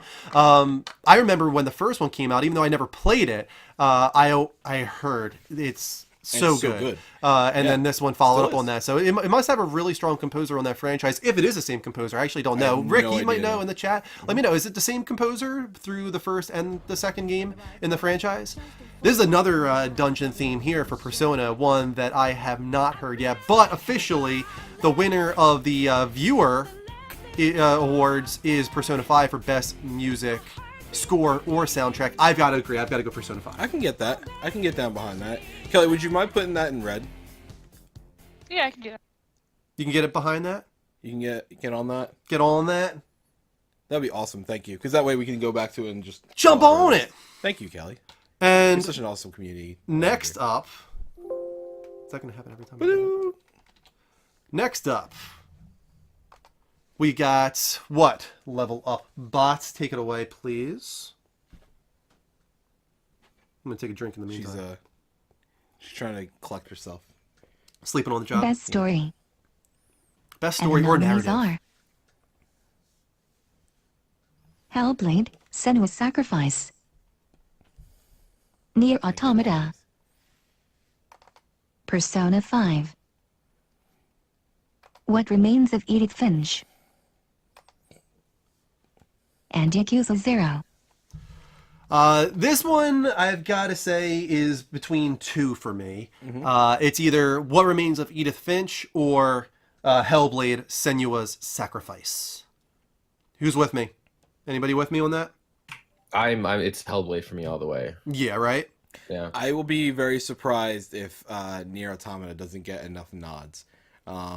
In talking to somebody that Rick and I and Johnny know, it's definitely something that's much more in depth, and there's a reason to play through multiple times. It's one of those things where you remember how you saw the stories, and it's like, oh, on the third playthrough you get this, and we're like, who the fuck is going to play through this more than what average person? Apparently, there's more than enough reason to play through this many times, and it's because it adds a lot of depth. It has multiple endings, I believe, right? Yes. Well, yeah. The first time you beat it is not the true ending. You have to go back to see, if what you chose was right, because you get a different perspective, but it will change the ending of the game. So you do this a few times through. So there's definitely a reason to go back to it. So that should not be ignored at all in any way. Is there a game that's missing on the list in your guys' opinion? Kelly, Joe? I don't think so. No? I don't think so. The chat seems to think Horizon Zero Dawn.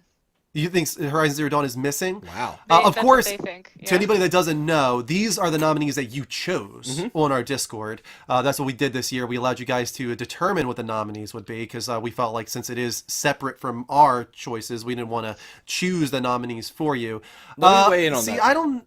I don't think Horizon Zero Dawn is no. an extremely strong story, especially in comparison to what's on this list. And I understand that I didn't beat the game, so I don't have as much weight to carry with this opinion. But I know the story very well. I know I played about a little over 3/4 of the game. I know how it ends. I think it's in the same level of Uncharted 1, where it was a good game, but it wasn't great in the way that I think its successors will be. And I think it's just more so hey, this is the groundwork for a amazing franchise for years to come. Get excited because this is not only good, but the next ones will be great. Whereas Edith Finch, I can't imagine, I can't understand how many people rave about that game that I honestly never would have given any second thought to. I would have seen the title and been like, I don't care. Yeah, this is actually pretty tough for me between Hellblade and Edith Finch because they are so unique in the stories that they tell, and they're very different. Although they both kind of deal with coping with death, actually, which is kind of something I just realized now. But if I had to choose, I think I would choose Hellblade just because I think it was more impactful.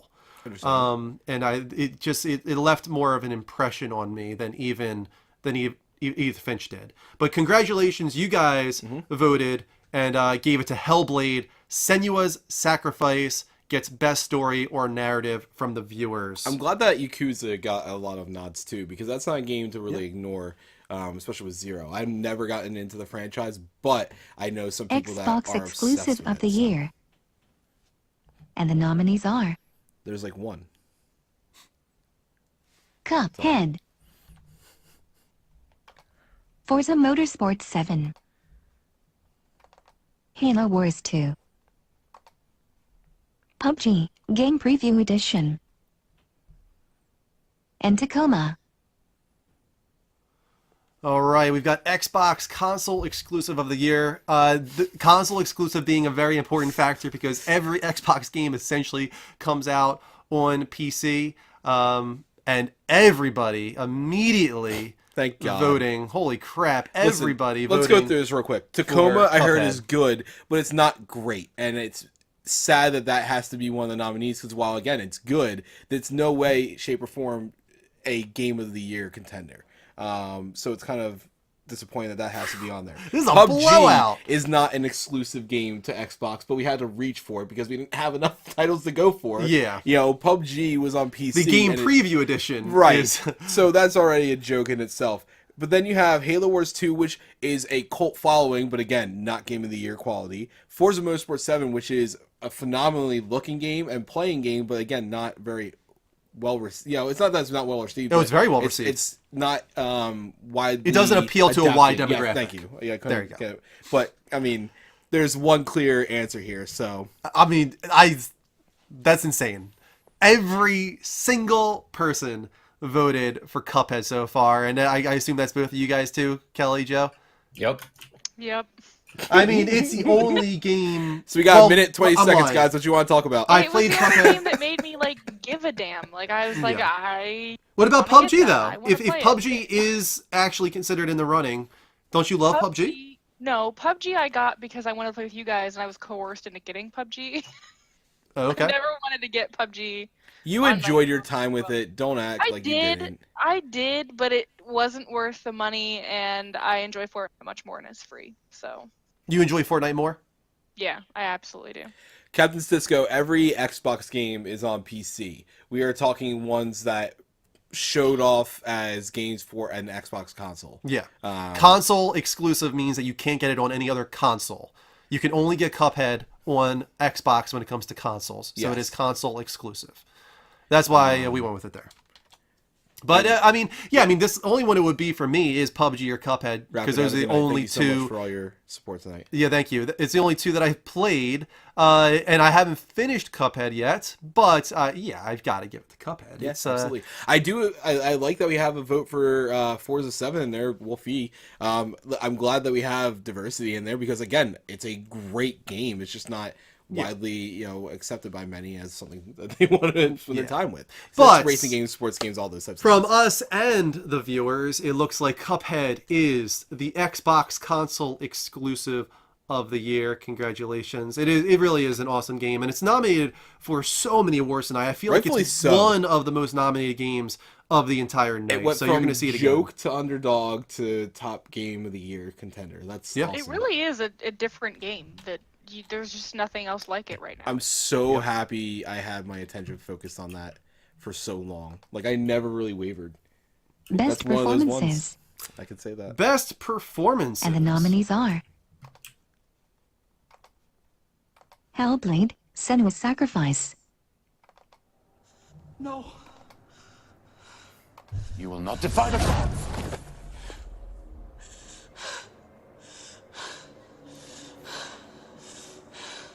Come, child, take my hand.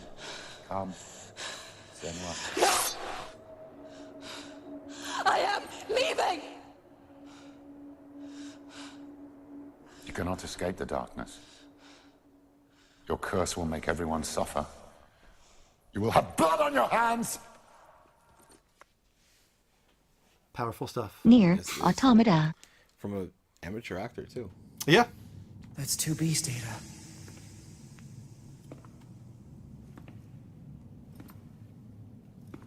I know these are just memories.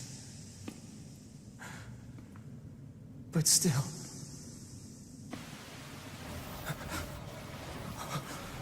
No, don't. Don't do this. Damn it, stop! Uncharted, The Lost Legacy,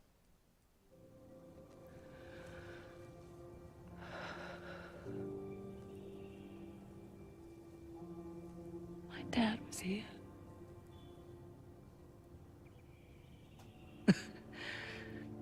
Something big, all right.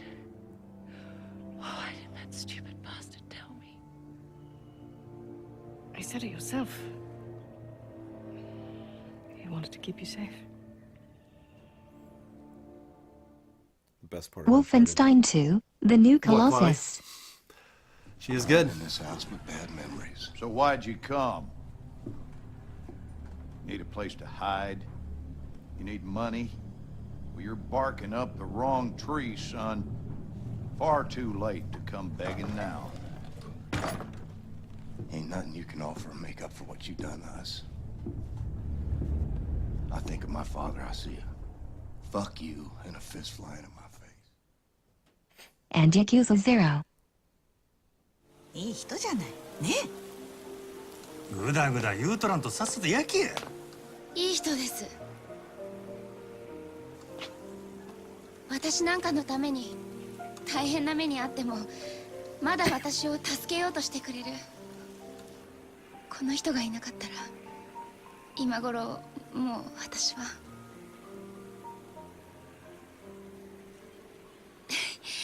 美味しそうですね。いい匂い。 All right. I have no idea what they were saying right there. Yeah, that was nominated though. I was saying I I, know think there's it's a a lot of little people that- strange to nominate a game that you can't understand. There's a lot of votes for it. But I that's think what it was might nominated. be close to winning. Yeah, I it's think it's tied right now. I think it's a Three-way three-way tie. tie right now. and I wish there was more time, actually. We have a lot of time left, but theirs just ended, actually. And it's a 3-way tie. Wow. That's insane to me. Holy crap. That's crazy.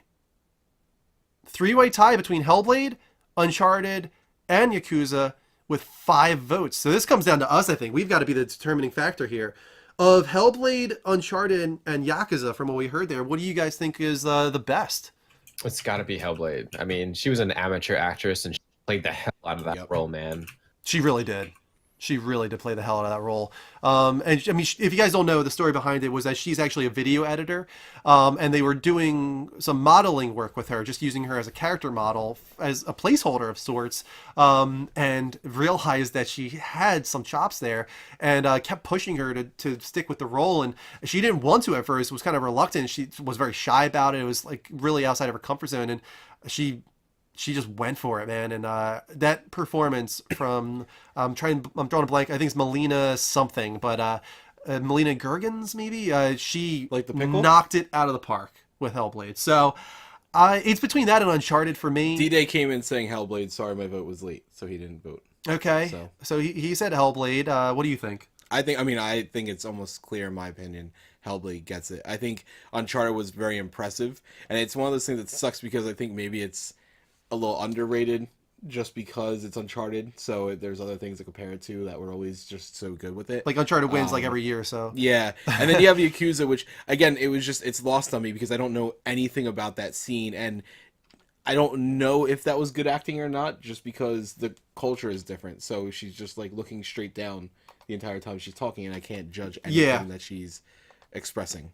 So I saw a lot of love for that Wolfenstein scene in the chat. Scene is great.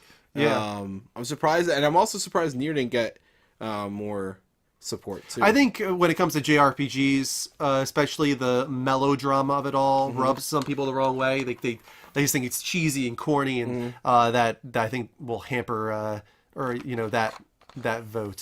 So yeah, but piss on them. I think we're gonna have to say, according to that late vote and what we're feeling, Hellblade: Senua's Sacrifice should get the win for best performances. And again, another game that's been nominated many times tonight, deservingly so. You guys chose the nominees, and clearly there was a few that stood out. And Hellblade, Persona, Nier, and Cuphead were some of the real standout nominees that you guys continuously voted for over and over again. Thank you, Kelly, for keeping track of everything on the outline there. I see you doing work. She says a little head bob. I know.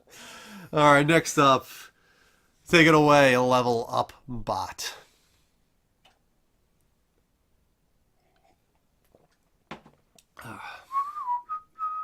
PlayStation 4 exclusive of the year.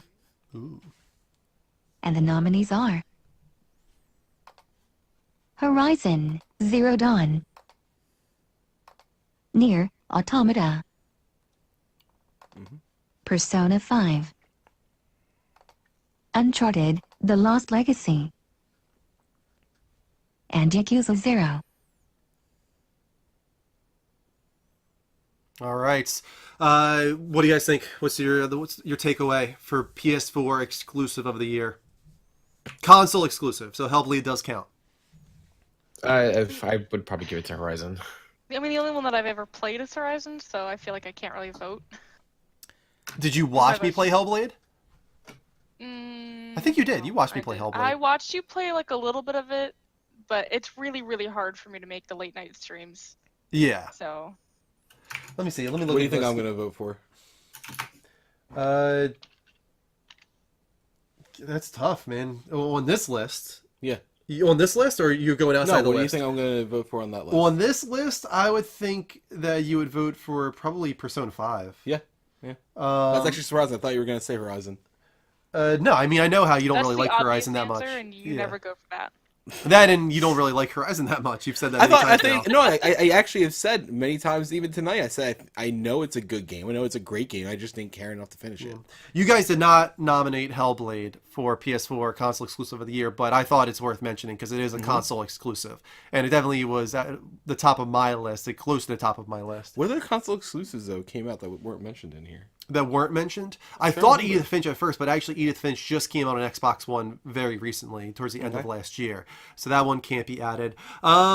Neo, I think, is on PC as well. Neo could have been in here, but was not nominated. Okay. I think there might be a few others too. I'm not sure. I don't think there was a lot of big exclusives from Sony this year. I think some of them were pushed. I mean, I would say Horizon and Uncharted are pretty big, but I mean, I'm not saying I don't think there's a ton. Like, I don't think there's a heavy amount. Mm-hmm. So far, the heavy lead is for Horizon from the viewers, and Kelly and Joe have to agree with that. This is a tough one for me. I don't know. I liked Horizon. Don't get me wrong. I did like Horizon, but as I said, after about 15 hours, I was kind of done with the game. I pushed my way through to the end of it, but I think if I would have gone for all of the side quests as well, I would have felt really long in the tooth for me. It didn't feel like the world changed a lot. I didn't want to stay there. No, it was even beautiful. Don't get me wrong. It was absolutely beautiful and everything. They start adding like the flying robots and everything. That was cool. That was an interesting change, but it wasn't enough that it was just like, I want to keep going with this. I want to see what more there is. But Persona 5 is something I don't even give a shit about JRPGs most of the time. Yeah. And it really has my attention. I really liked Uncharted: The Lost Legacy though. That was so much better than I ever expected it to be, considering it started off as just this single player DLC and then turned out becoming a really great individual Uncharted game. The votes are in on viewers. Horizon Zero Dawn is the winner. Man, this is tough. I think I would say Persona 5 as well. I don't know. Okay. I liked Horizon, and even though I haven't finished Persona 5 yet, I think I've got to give it to Persona 5 on my end. So we're split. So it's Persona 5 and Horizon Zero Dawn from the Level Up show here. All right. Congratulations to Horizon Zero Dawn once again.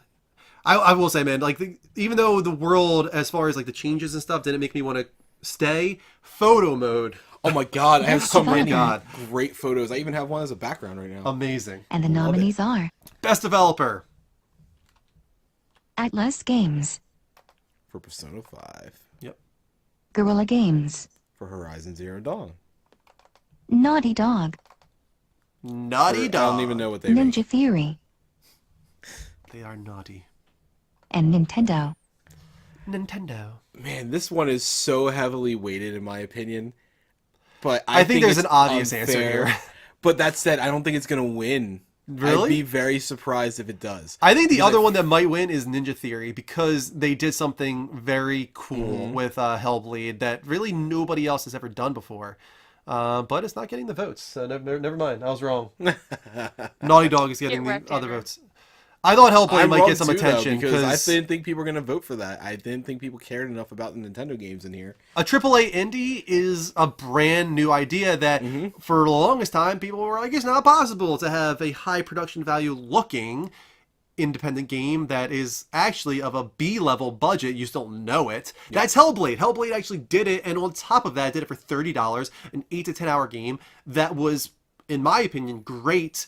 If not better than great. So Hellblade is so good. I think Ninja Theory deserves a major shout out from us at the least. Now, people will mock this, but in 2017, the Nintendo Switch, their top 10 games were all Nintendo exclusive titles. Now, people will mock that because, oh, well, you know, they don't have a lot of support. They have a lot of support, and by a lot of random like games that you've seen, we saw support from Wolfenstein and Doom and Skyrim. But all these games that were in their top 10 were all Nintendo titles. We had Zelda, Mario, Splatoon 2, Pokken Tournament, which wasn't very good, but was still very well supported by its fans. Yeah. You have Mario Kart 8 Deluxe, which, say what you will about it, at the end of the day, the majority of people were like me and never played Mario Kart 8 because who gave a fuck about the Wii U? So that game was almost brand new. You had all these new titles, and I think that it goes without saying, in my honest opinion, that Nintendo was the strongest developer because they had not just one great game. They had, even if you ignore everything else I said, Mario Odyssey and Zelda Breath of the Wild are two of the best games that came out this year. They're the best. When it comes to reviews, critical reception, I'll never say anything about the best ARMS because I think it's a joke. Splatoon 2 is a good game. It has a lot of support. It has a lot of great fans, and the review for it is pretty well received overall. I think it's over 8.5. And I don't want to make it sound like I would have voted for Ninja Theory. I wouldn't have. I would vote for Nintendo. At the beginning, I was just surprised that nobody was voting for Ninja Theory. I see now that we do have a couple votes, so I'm glad to see that. I just wanted to give them a shout out just in case nobody else voted for them. Nintendo is the clear winner here, in my opinion. I have to assume, Joe, that you agree with that, right? Yeah, you did. Absolutely. Yeah, I voted for Nintendo. Smart man. Zelda alone? Did you play Mario? Oh, I played the hell out of Mario, man. Yeah, me and him were talking about it when he was here, remember? Yeah, I forgot all about that. Yeah, it's just, I haven't played Zelda yet, but I mean, I know what it is. I know how well it was received, and I did play Mario, and it's one of my favorite games this past year. Joe, I haven't said I finally hit 500 moons. I haven't even reached 400 yet, but I'm still trying to go. It gets a lot easier the more you do it, because then you start realizing the tricks that they're doing more. Yeah. So anyway, congratulations to Nintendo for Best Developer of 2017. Certainly well deserved, and I hope that they can deliver another amazing year this year. Absolutely. For sure. All right, and moving on from that, what's up next? Level Up Bots. Nintendo exclusive of the year. Ooh, continuing on with Nintendo. And the nominees are The Legend of Zelda, Breath of the Wild, Mario Kart 8 Deluxe, Splatoon 2, Super Mario Odyssey, and Xenoblade Chronicles 2. All right. Did you play Xenoblade at all? No, I didn't get a chance to play it, but it's on the list. Yeah, I mean, this is kind of tough, right? Because Zelda Breath of the Wild and Super Mario Odyssey are both unbelievably great games and the best reviewed of the year. 90 both have like a 96 on Metacritic, 97 and a 96 on OpenCritic. So this is a tough one. But really quickly, do we think anything besides those two really might deserve this award more so? No, definitely not. Not in my opinion. I think, like I said, I wanted to give attention to Mario Kart 8 because it was pretty new, but it was also rehashed, and I'm sticking to my guns on if the game didn't officially come out in this year, even though one technically did, doesn't count. PUBG, in my opinion, shouldn't count for anything, but fuck me. So in this same vein, this is tight, Mario man. Kart This is 8 tight. Can't. And Xenoblade is apparently, for the people that play it, really like it, but it's also not without fault. Whereas Mario Odyssey and Zelda are both with fault, but very few. And then Mario Kart 8 is a remaster slash right, that's port. what I was saying, yeah. You know, so yeah. And Splatoon 2 is good, but it's a cult following. Yeah. It definitely deserves to be on the list. But, God, when you've got Super Mario Odyssey and Legend of Zelda, it's tough to compete with that. Right now, it looks like it's just barely Legend of Zelda. It might even be tied. I think it's Legend of Zelda right now with the viewers. You have about a minute left, I believe, to get your votes in, guys, and make that difference.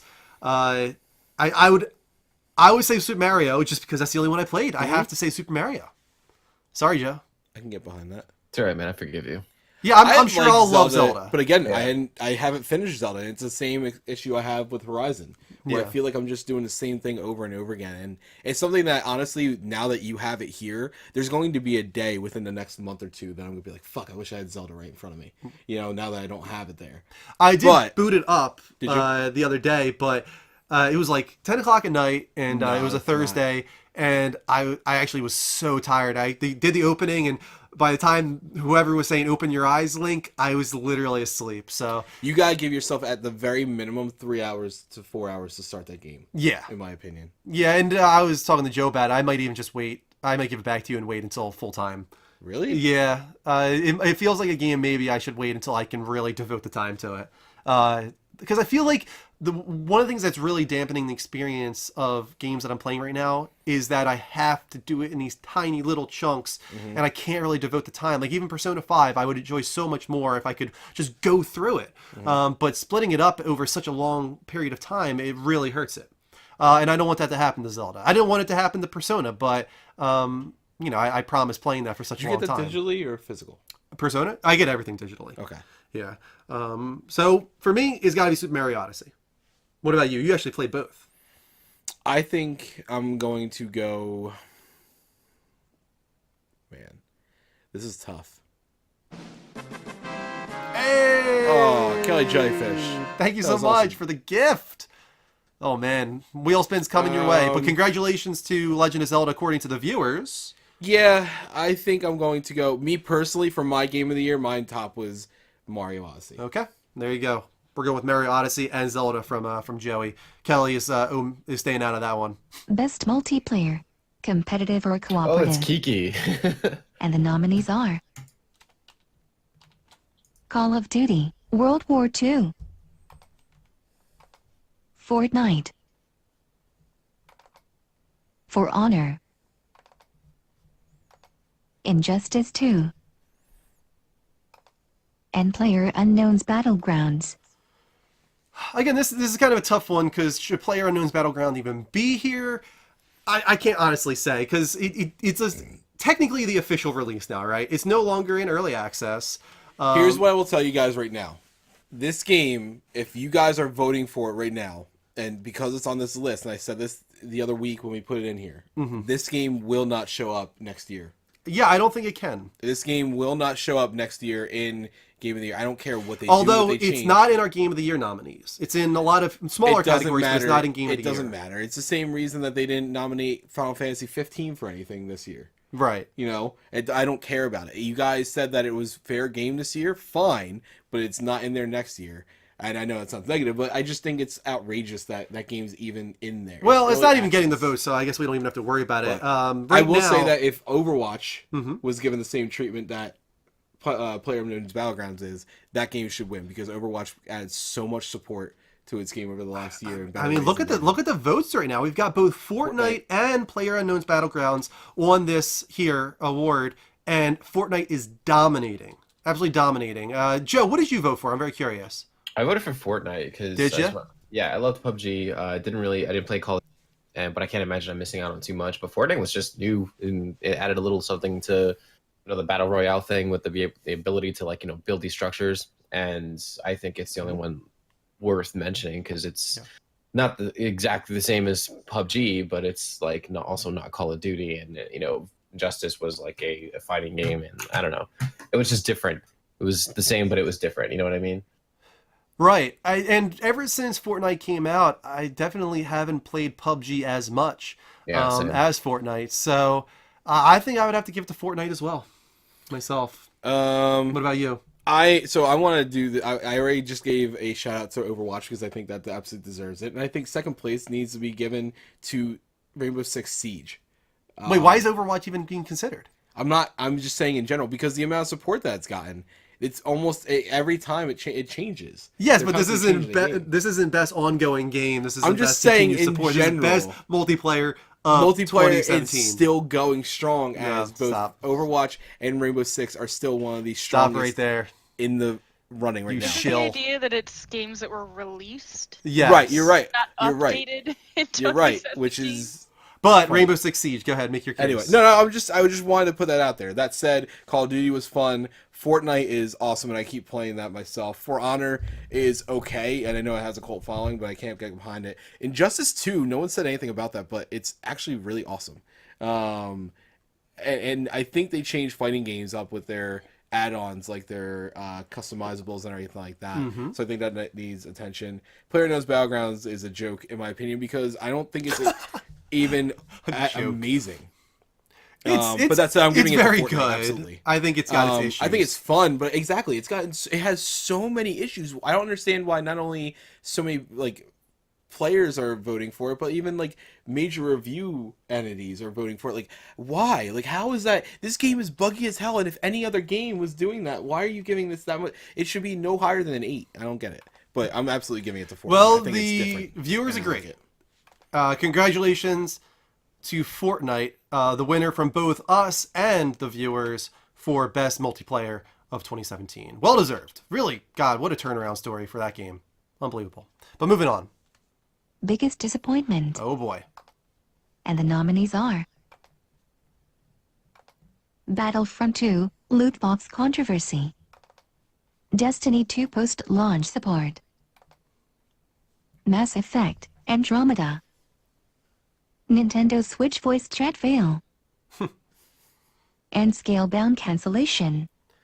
Joe, I have a feeling I know where you're going to go with this. I think you're going to say Scalebound, actually, as your biggest disappointment of the year. Joseph. Howie. Sorry, I was toggled the wrong way. That's all right. I think you're going to vote for Scalebound. Exactly. Yeah, I mean, it was a big disappointment. I mean, it didn't break my heart. Honestly, Mass Effect Andromeda was disappointing to me. A lot of people, yeah. Yeah, I'm surprised that's not on here. It is. Mass Effect Andromeda is on here. Yep. I must have. Yep, just plain and simple. It just says Mass Effect Andromeda. There you go. It's just it's the only game on here that is actually listed as a disappointment, which says a lot. That's really funny. Yeah, that was a big bummer, and I called that, Destiny man. 2 is there I too. called that. Do you remember when I was calling that? I was calling 7s for that game, but I don't feel good about it. I wish it was great. I just, for some reason, I had a feeling it wasn't gonna be very good. But Anthem seems like they took all the great developers that should have worked on Mass Effect Andromeda and they moved them over to Anthem. So that's kind of exciting, and I can see why you're disappointed it was delayed. With Scalebound being canceled, it's not the biggest disappointment of the year, only for the sheer fact that game, you said, and just so did many other people, many times, I don't know what I'm supposed to be expecting out of this game. It doesn't look all that fun after a few minutes. And I think that's what was shown in there. So I don't think it was that crazy with it. Nintendo Switch voice chat fail. Again, really stupid, but it's Nintendo, the company that kind of gave us expected it, right? the Power Glove and the Virtual Boy. And friend I am codes. not that... Yeah, and friend codes. I am not that surprised. It sucks, but that's Nintendo. I'm sure a lot of people think I'm going to go with Destiny 2 on this. I thought you would. It's huge. But it's, again... just like Nintendo, and with Destiny 1, it's tried and true for Bungie at this point, failing to produce, a quality post-launch support. I think Battlefront 2 knew it was going to have issues. I think Mass Effect Andromeda is my vote, because this game was just so terribly opposite what everybody was hoping and dreaming it would be. It didn't need to exist. They could have left the franchise alone. They could have just said, Mass Effect 3 was it, and listen, we adjusted everything that you guys didn't like. I hope you enjoyed your time with the series. No, they were like, you know what? We have a new story to tell. But the ending's just going to be a big giant middle finger. And now it turns out Mass Effect might be dead as a result, which is even a bigger disappointment. My God. Right? It seems like they're just like, our Anthem is the new thing. We're just kind of pushing Mass Effect to the side, which I can't imagine the diehard Mass Effect fans, how they must be feeling. That's just a huge bummer. I'm a little surprised that the loot box controversy isn't getting more votes, because that was disappointing for a wide range of reasons, in my opinion. Not even just because loot boxes suck in the way they were used in that game, but also I thought the reactions from some people to the loot box controversy was also very disappointing. It was all over that the one, since I don't care about Mass Effect, that probably is my winner, honestly. I can get that. I thought just everybody with that. I thought everybody's reaction pretty much from all corners was kind of a bummer and disappointing. But congratulations, or like whatever word is not congratulations, to it's like the Razzies. Mass Effect Andromeda for the biggest disappointment of 2017. Moving on. Video game trailer of the year. Ooh, this is a good one. And the nominees are Always enjoy this. Death Stranding Game Awards trailer. I'm in the 10-minute short film. The 10-minute short film. Are we watching the whole thing?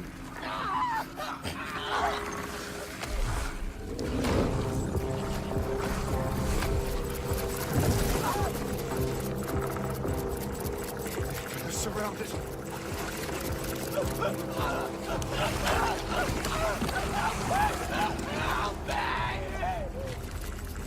Have there been any other developments on what's going on in this trailer? I mean, just theories. There's a 1 hour and a half long, E3 really good 2017 theory trailer. monologue. Wow, really? Yeah, it's really To well be done. effective in combat, a warrior must not feel for his enemy. Close your heart to their desperation. Close your heart to their suffering.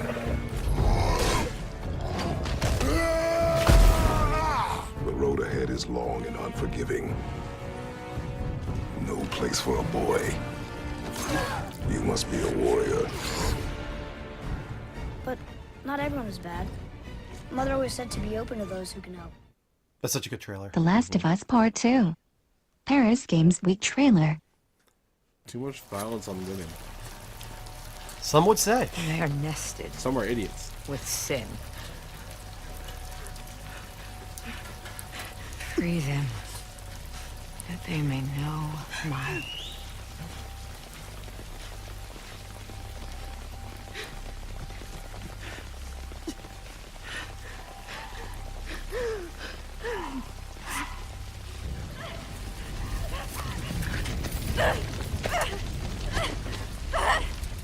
Yara!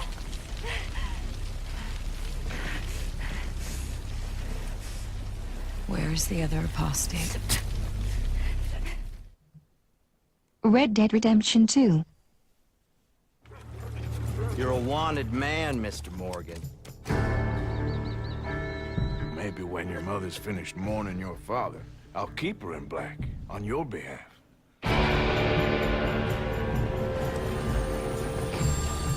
We got lawmen in 3 different states after us. They chased us from the west, they chased us over the mountains. We'll need an extra gun. This place ain't no such thing as civilized. And Spider-Man PGW trailer.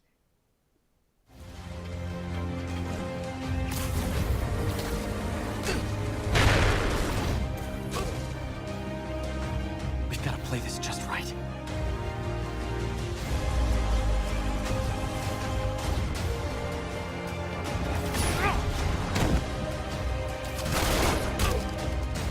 Please stop!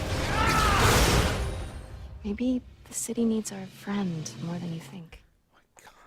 Spider-Man. All right. So cool. A lot of good ones Oh in my there, God. man. A lot of good ones in there. But I think for me, it's got to be between Death Stranding and The Last of Us Part 2. Interesting. The Last of Us, really? That trailer, dude, like, if there's anything that caused people to talk, it was Death Stranding and The Last of Us 2. But just people because were it caused talking people about to those. talk doesn't mean it's a good trailer. I think that means a lot. It was not even just talk, it was theories and reactions and how it affected you emotionally. Like that's what I want from a trailer, for it to leave a lasting impression and for it to make me think about what this means. Like, what are the ramifications of the events taking place in these trailers? Like, Death Stranding has caused, as I said, an 1.5 hour long video essay on what that could have all meant, and it's really well done, and everybody should check it out. That is the kind of stuff that, for me, it means a good trailer, because it means that I am invested already in this game and what it's trying to tell. So Death Stranding, I think, is clear for why it's a great show off. The only thing is, it's 10 fucking minutes. I showed 10 Danny glorious a 5 minutes. Glorious. freaking minute short yesterday that she loved, and that was it. It was for nothing else other than telling a story. So I think it was huge. Stop grabbing at straws, and reaching and getting nothing out of it. The glorious That said, 10 minutes. Listen, I'm going to say this. I think that Death Stranding is my vote. Okay? That said, I think as far as traditional trailers are concerned, Spider-Man wins. Because as a traditional trailer is concerned, it was a hodgepodge of, these are the reasons why you have to be excited for a game. And right now, out of everything I just saw, I'm going to go home and likely watch the Spider-Man trailer again. If I had to say, I would say Spider-Man is probably my least favorite of these 5. And if I have to say it, you're an ass. Joe, Kelly, what was your favorite? What was your favorite of the 5? My favorite was Spider-Man. I will say that The Last of Us had shock value, which is why I talked about it, not necessarily that I was excited for it. Yeah, but you don't know the story of The Last of Us. I don't. I mean, I do, but I haven't played it. I just Wikipedia'd it because I was interested. Yeah. Gross. But I know I'm a really bad person. But I don't know. For me, The Last of Us was just worth talking about because of how violent it was. And then that was it, really. Yeah, I get you. For somebody that's not invested in the story and the characters that Yeah. were potentially being set up, that trailer is not going to mean anything for you. I totally get that. Which is why I think a lot of people might not be voting for The Last of Us. Although I think most of you have played it. If you didn't, I can't imagine that trailer doing much for you. But that's why I think ultimately I've got to go with Death Stranding. Death Stranding's my vote for sure, 100%. Joe, what about you?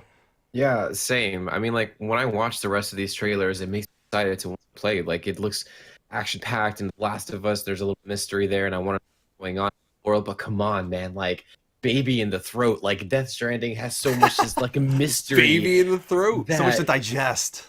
Dude, like I need to know. That's the thing. Like I could wait for God of War. I'm gonna have fun playing it. Spider-Man's gonna be amazing, but that's what the trailers are showing me. Like these games are gonna be action packed, but Death Stranding, like I have this overwhelming need. I need to know what the hell is going on in that game.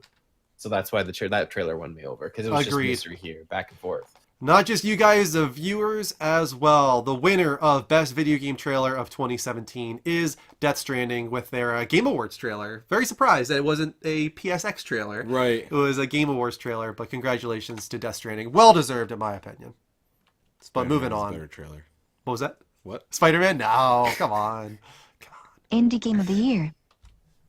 And the nominees are Oh, we're just rolling. Cuphead, Oh, we've got it. We'll do it after this one. I didn't realize that was. Just want to make sure. Hellblade, Senua's Sacrifice, Little Nightmares, Rhyme,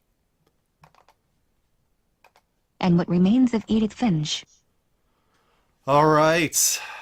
First of all, let me just say we hit 65 people in the room, which is awesome. Thank you so much, everybody, joining us. Of course, this is the Level Uppies. You guys are voting on all of these categories for Game of the Year and so on.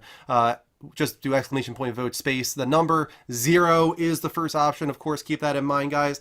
This one, I'm not sure. This one is tough because there's 3 games on here that are in contention for me. Cuphead, Hellblade, and What Remains of Edith Finch. Unmentioned is the Game of the Year, and that is Divinity 2 Original Sin. Independent? Independent, I believe. I could be very wrong, and if so, then it needs to go on for official Game of the Year, but I'm pretty sure that's independent. That game is so good. Like, the amount of choices and options that you have for it, and the amount of RPG elements that you have, and the story telling itself. There are things that happen in that game that you could absolutely completely miss, and it would completely change the end of the story, but you'd still get enjoyment out of it. Right. Like, there's a fight scene that I went through, and if I hadn't talked to this one woman before, she would have been somebody I killed. But because I talked to her, she developed a relationship with a connection with the one character that talked to her out of all 4 of them. And when he starts getting hit, she goes, "I'm not letting you do this. You're not taking that person away from me." And then she comes in to help fight against her friends for you. Like, there's things like that. It's amazing. So. Rick says the Game of the Year that nobody nominated for anything. Yeah, not a single person nominated for anything. That doesn't mean it's not the best. No, it just means the viewers that went didn't under the play it. radar. Yeah, that doesn't mean anything about how the quality is. Yeah. Anybody that knows that game it's in there. If you go and listen to Easy Allies, and I even think Giant Bomb had it in theirs as well. You know, companies that go for more than just the AAA. Well, right now Cuphead is just barely edging out Hellblade. I think if I had to choose, for me, because of the impact it made, it would be Hellblade: Senua's Sacrifice, even more so than What Remains of Edith Finch. What about you guys? I know, Kelly, you didn't necessarily play all of them, but do you have a feeling here? My vote's still just for Cuphead, just because it's so unique. And I did look, Divinity 2 was developed by an indie developer, so there you go. It is an indie game. Thank you. What about you, Joe? Which one did you go for? I didn't get to play What Remains of Edith Finch, so it's hard for me to say, but between Cuphead, Hellblade, and Little Nightmares, which I did play, I really, really like Little Nightmares. Definitely not like award-winning worthy. Cuphead is... it was great. I'm not even going to waste time explaining why Hellblade. Yeah. Feature and like my emotions while playing that game. My emotions! So are you saying Hellblade is your choice? Yeah, definitely. Hellblade is your choice. I'm a little bummed. I actually was really hoping Hellblade would take this one from the viewers as well. But I'm happy Cuphead got it. Cuphead is great. Because Cuphead is excellent. so good. Yeah. Cuphead out of this list absolutely deserves the win. In your opinion. I like Cuphead a lot, but I have to say I like Hellblade a little more so far. You haven't But finished Cuphead. I'm a good 60% of the way in. I kind of know what that game is now, so I don't think you do. I don't think it's really going to change that much. It's probably just going to get more difficult. How's your countering going? It's getting better. It is getting better, I will say, finally. Congratulations to Cuphead, though, for Best Indie Game of 2017. We're going to pause here because we do have to get some of those wheel spins out of the way before we get into the first round of Game of the Year. We're doing 4 rounds to narrow down the choices from 24 games to 4. And then we will have the final round between those 4 games. But right now we got wheel spins to do. Kelly, you're getting a wheel spin too. Don't think you're getting out of that. You're getting a wheel spin too. You gifted a sub. You're getting a wheel spin. Don't even. To. You can give that away with my box. Okay. Wow. Kelly just loves giving away her box to everybody. Clip it. All right. Well, let's first spin for. I think Renard was first, right? Before even you, Kelly. No, Davey Ninja with the $50 tip. Oh, Davey was first. Oh, wow. Yeah, Ninja. Davey It's been a while Ninja. since we did a wheel spin. $50 tip. Huge tip. Thanks, Johnny. Thank you so much. Oh, I've got to be Porn Stash Andrew, too. When should that happen? What award is good for Porn Game of Stash the Andrew? Year? Yeah, probably. The final game of the year. Yeah. We'll bring out Porn Stash Andrew. I'll have to go grab another stash. But anyway, this one is for Davey Ninja. And you got to put on a costume. You're doing that for Game of the Year as well. Yeah, that's fine. All right. Davey gets 25 XP spinner. the entire room or spinner? No, spinner. Just a spinner. All right. Davey Ninja. I'm going to do that right now for you. Points at... That's not how you spell points. Points at Davey... God, Johnny. Oh, he's no longer here. That's so terrible. Is it Davey Ninja without any numbers or any... No numbers in there? No, it's just Davey Ninja, but he might not be in here anymore. Yeah, but I can still add it to him. There you go. All right. Let's spin again. This one, I'm going to give it to Kelly, who was the gifter, giving it away with her box. I love that this is a thing. Well, if you would like, Kelly, we'll do a lip sync challenge for you. Oh, Davey Ninja is Hell here. yeah! I'll At do the a end of the lip sync show. Challenge. Okay, we'll come up with a lip sync challenge for us to do that at the end of the show. I got one. All right, and lastly, Renard, who was the receiver of that special gift from Kelly Jellyfish, along with her box. Oh, let's do video game charades. I always enjoy this. All right, so let's hope he's still here. Renard, if you are still here, whisper us. It's a she, okay. Whisper us with a video game character or a video game title. So here's how it works, guys. You have 1 minute and 30 seconds to guess the charades that Mike is doing. If here or over there? You're going to stand over here because I don't want you to be in the way of the camera.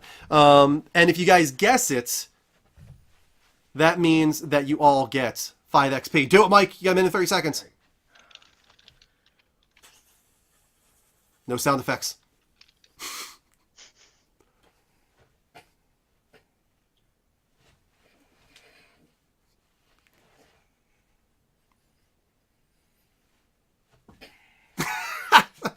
I love the sound effects. That's actually not bad. He can't help himself. You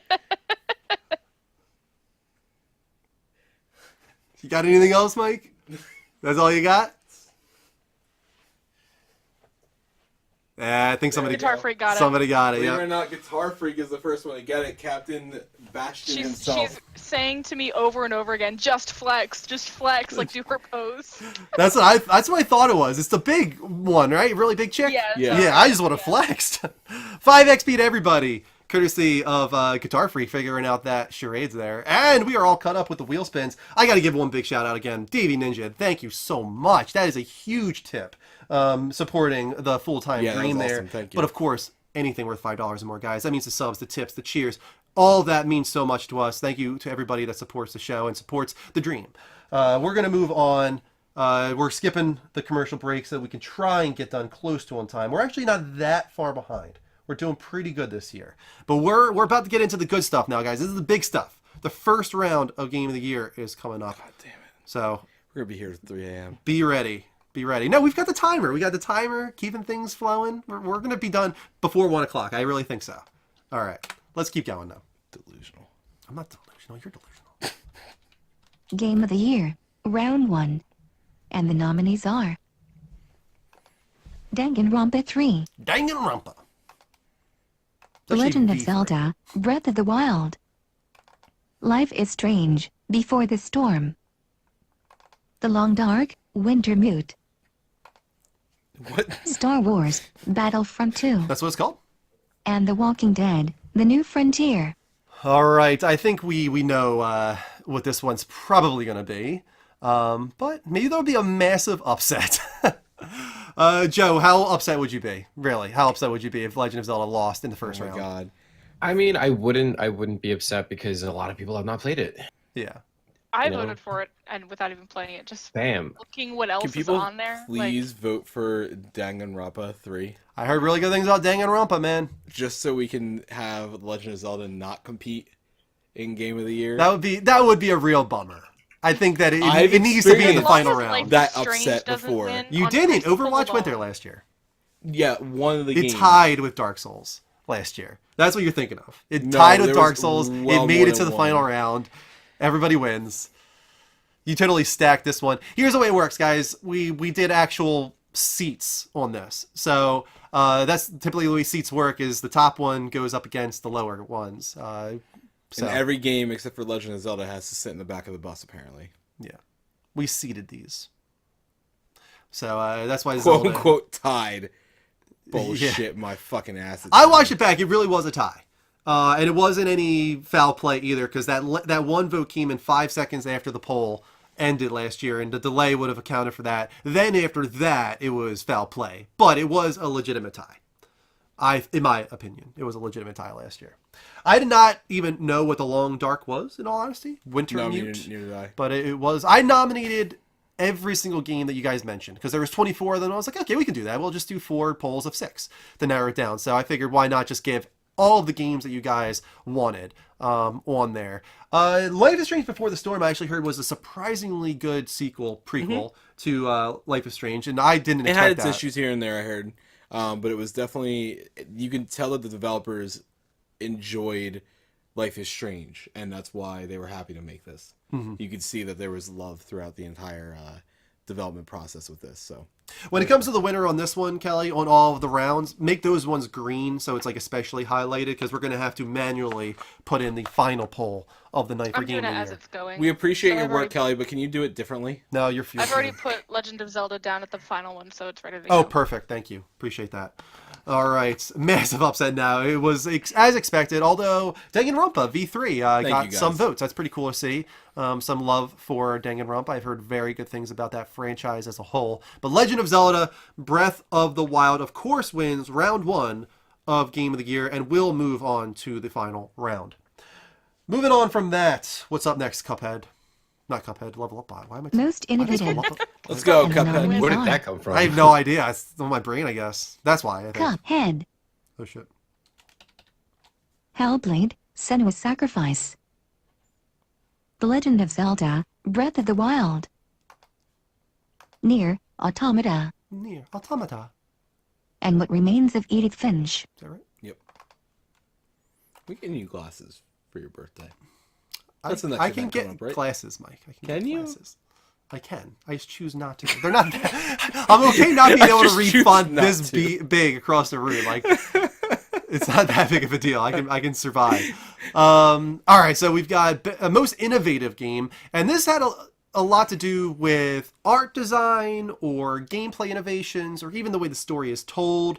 Hellblade, for instance, was very unique in the way it used sound design and also the impact that game made on by focusing on psychological terror in a sense and what somebody with schizophrenia would deal with. It was very unique in that sense. So that's why I definitely think that one deserves to be here. But what should be the winner? I don't know. What do you guys think? Again, oh no, you go first. You go ahead. I was just gonna say Cuphead. Like For the there's visuals. just nothing. Yeah, just and not even just the visuals, but just the all of it. The visuals, the sound, the story, the gameplay, the mechanics of it. It's all just. There's really not a lot like it. Joey, tell me why you think Breath of the Wild should be on the most innovative list. I would have voted for Cuphead, but Cuphead reminds me of this game that I played on the PS2 called Alien Hominid, which Okay. was like a 2D side-scrolling cartoony, super frustrating on purpose to be challenging. Yeah, but all Hellblade was those games awesome. were like Castle Crashers have the same visual art style. That entire Yeah, but the like entire Alien development. Hominid and Cuphead are like intentionally frustrating. Like you die hundreds of times Yeah, but so is before Super you Meat Boy. finally do it. Yeah, I but, think like, it was it's more funny, so the you art know what I mean? style is what it is. The art style and going towards that, 1930s, cartoon, audio and visual style is what's innovative, not the gameplay as much. This poll was actually very balanced. Yeah. The first one so far that really has votes for all of them.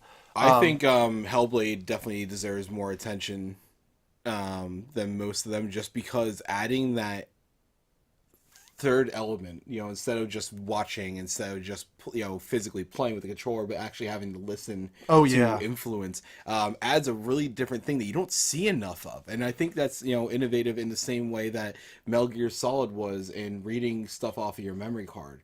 Like, it's kind of taking a brand new approach to a game that most companies haven't tried to do for God knows what reason. And I don't know enough about what Edith Finch did or what Yakuza did to really weigh in on that. And again, I hate sounding like a broken record with it, but Divinity needed to be on this list, and I'm really bummed that it's not. You can go around that game. I'm in 8 hours in the beginning area that you could blow through in an hour if you wanted to, or even less.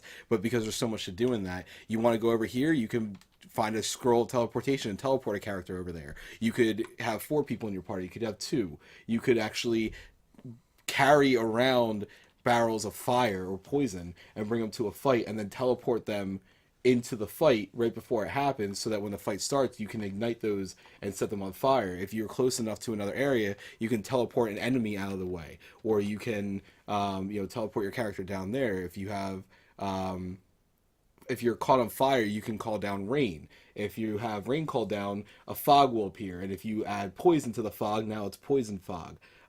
If you add ice to the rain after it falls, it will now become ice on the ground, and the characters will slip and their movement speed will be decreased. So there's a lot of elements in there that are really innovative that I hate that enough people didn't play it.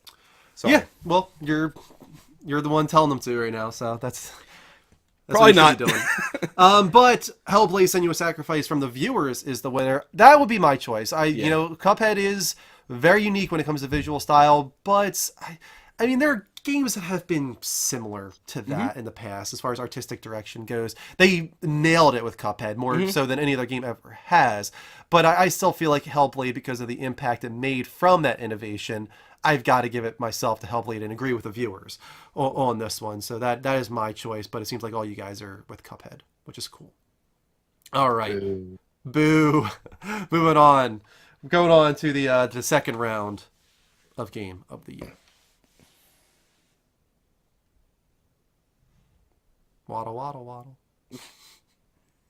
Game of the Year, Round 2. And the nominees are Destiny 2,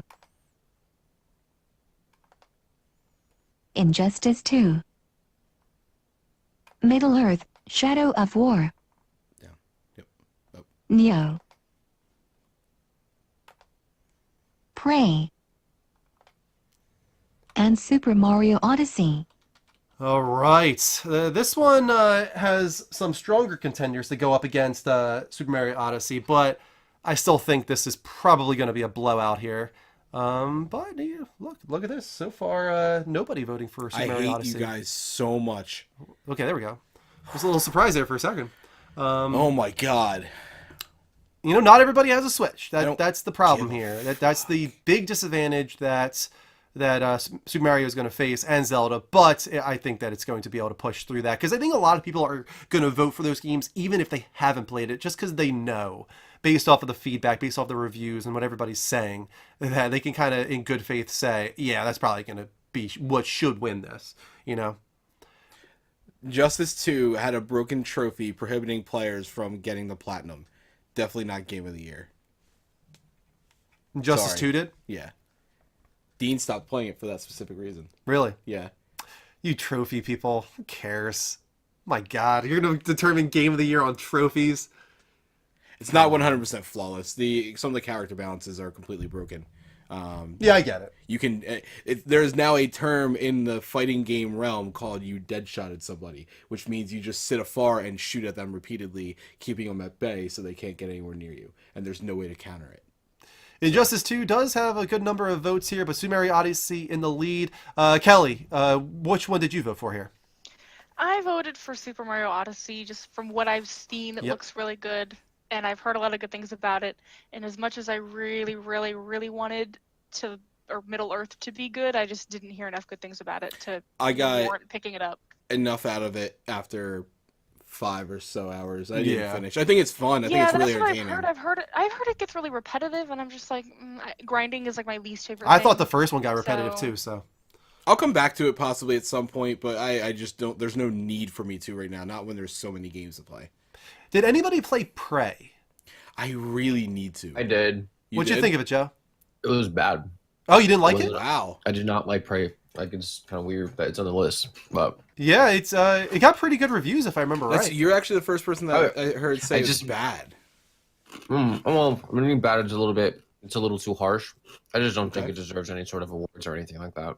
No problem. Understood. I mean, Super Mario Odyssey has got it, and I feel like it's going to be very close to Game of the Year for me, even. So I haven't decided yet, honestly. I really don't know where I'm going to go when we get to the final round. I'm like, well, throughout all these awards I'm thinking about, I'm like, God, what am I going to choose? I honestly don't know yet. But congratulations, Super Mario Odyssey will be going on to the final round. Best graphics, artistic. And the nominees are Cuphead, Hellblade, Senua's Sacrifice, Horizon Zero Dawn, The Legend of Zelda, Breath of the Wild, and Persona 5.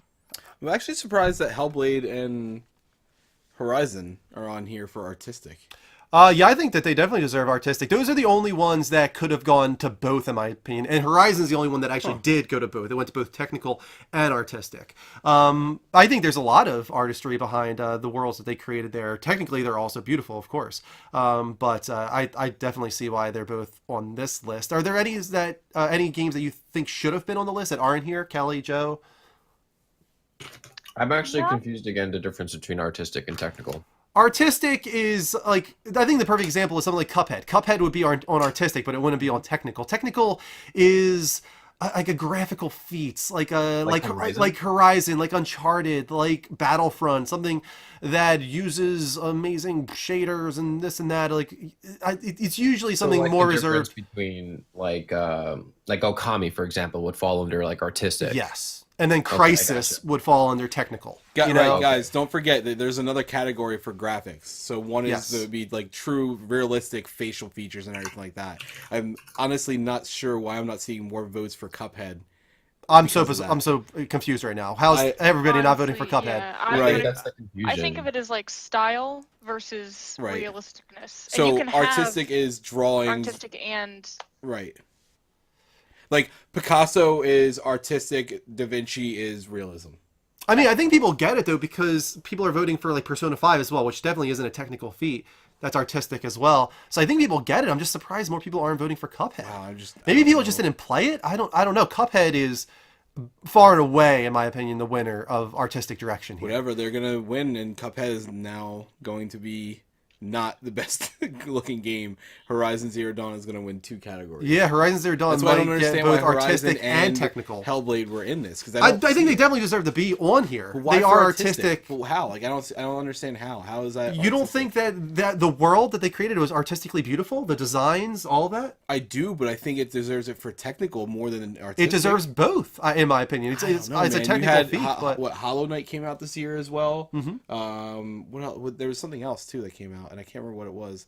Again, these are voted by the viewers, the nominees. But I 100% agree. I think the call. I think Horizon like, Zero Dawn. No, it's not. No, I can't make the call. That's not my job to do here. The call is to be made by the viewers. This is their nominees, and honestly, I agree with that. I think Horizon definitely deserves being here. I think Hellblade less so. Hellblade is definitely strong in the way it brings Norse mythology in from an artistic standpoint, but I think that one could have maybe been removed for something else.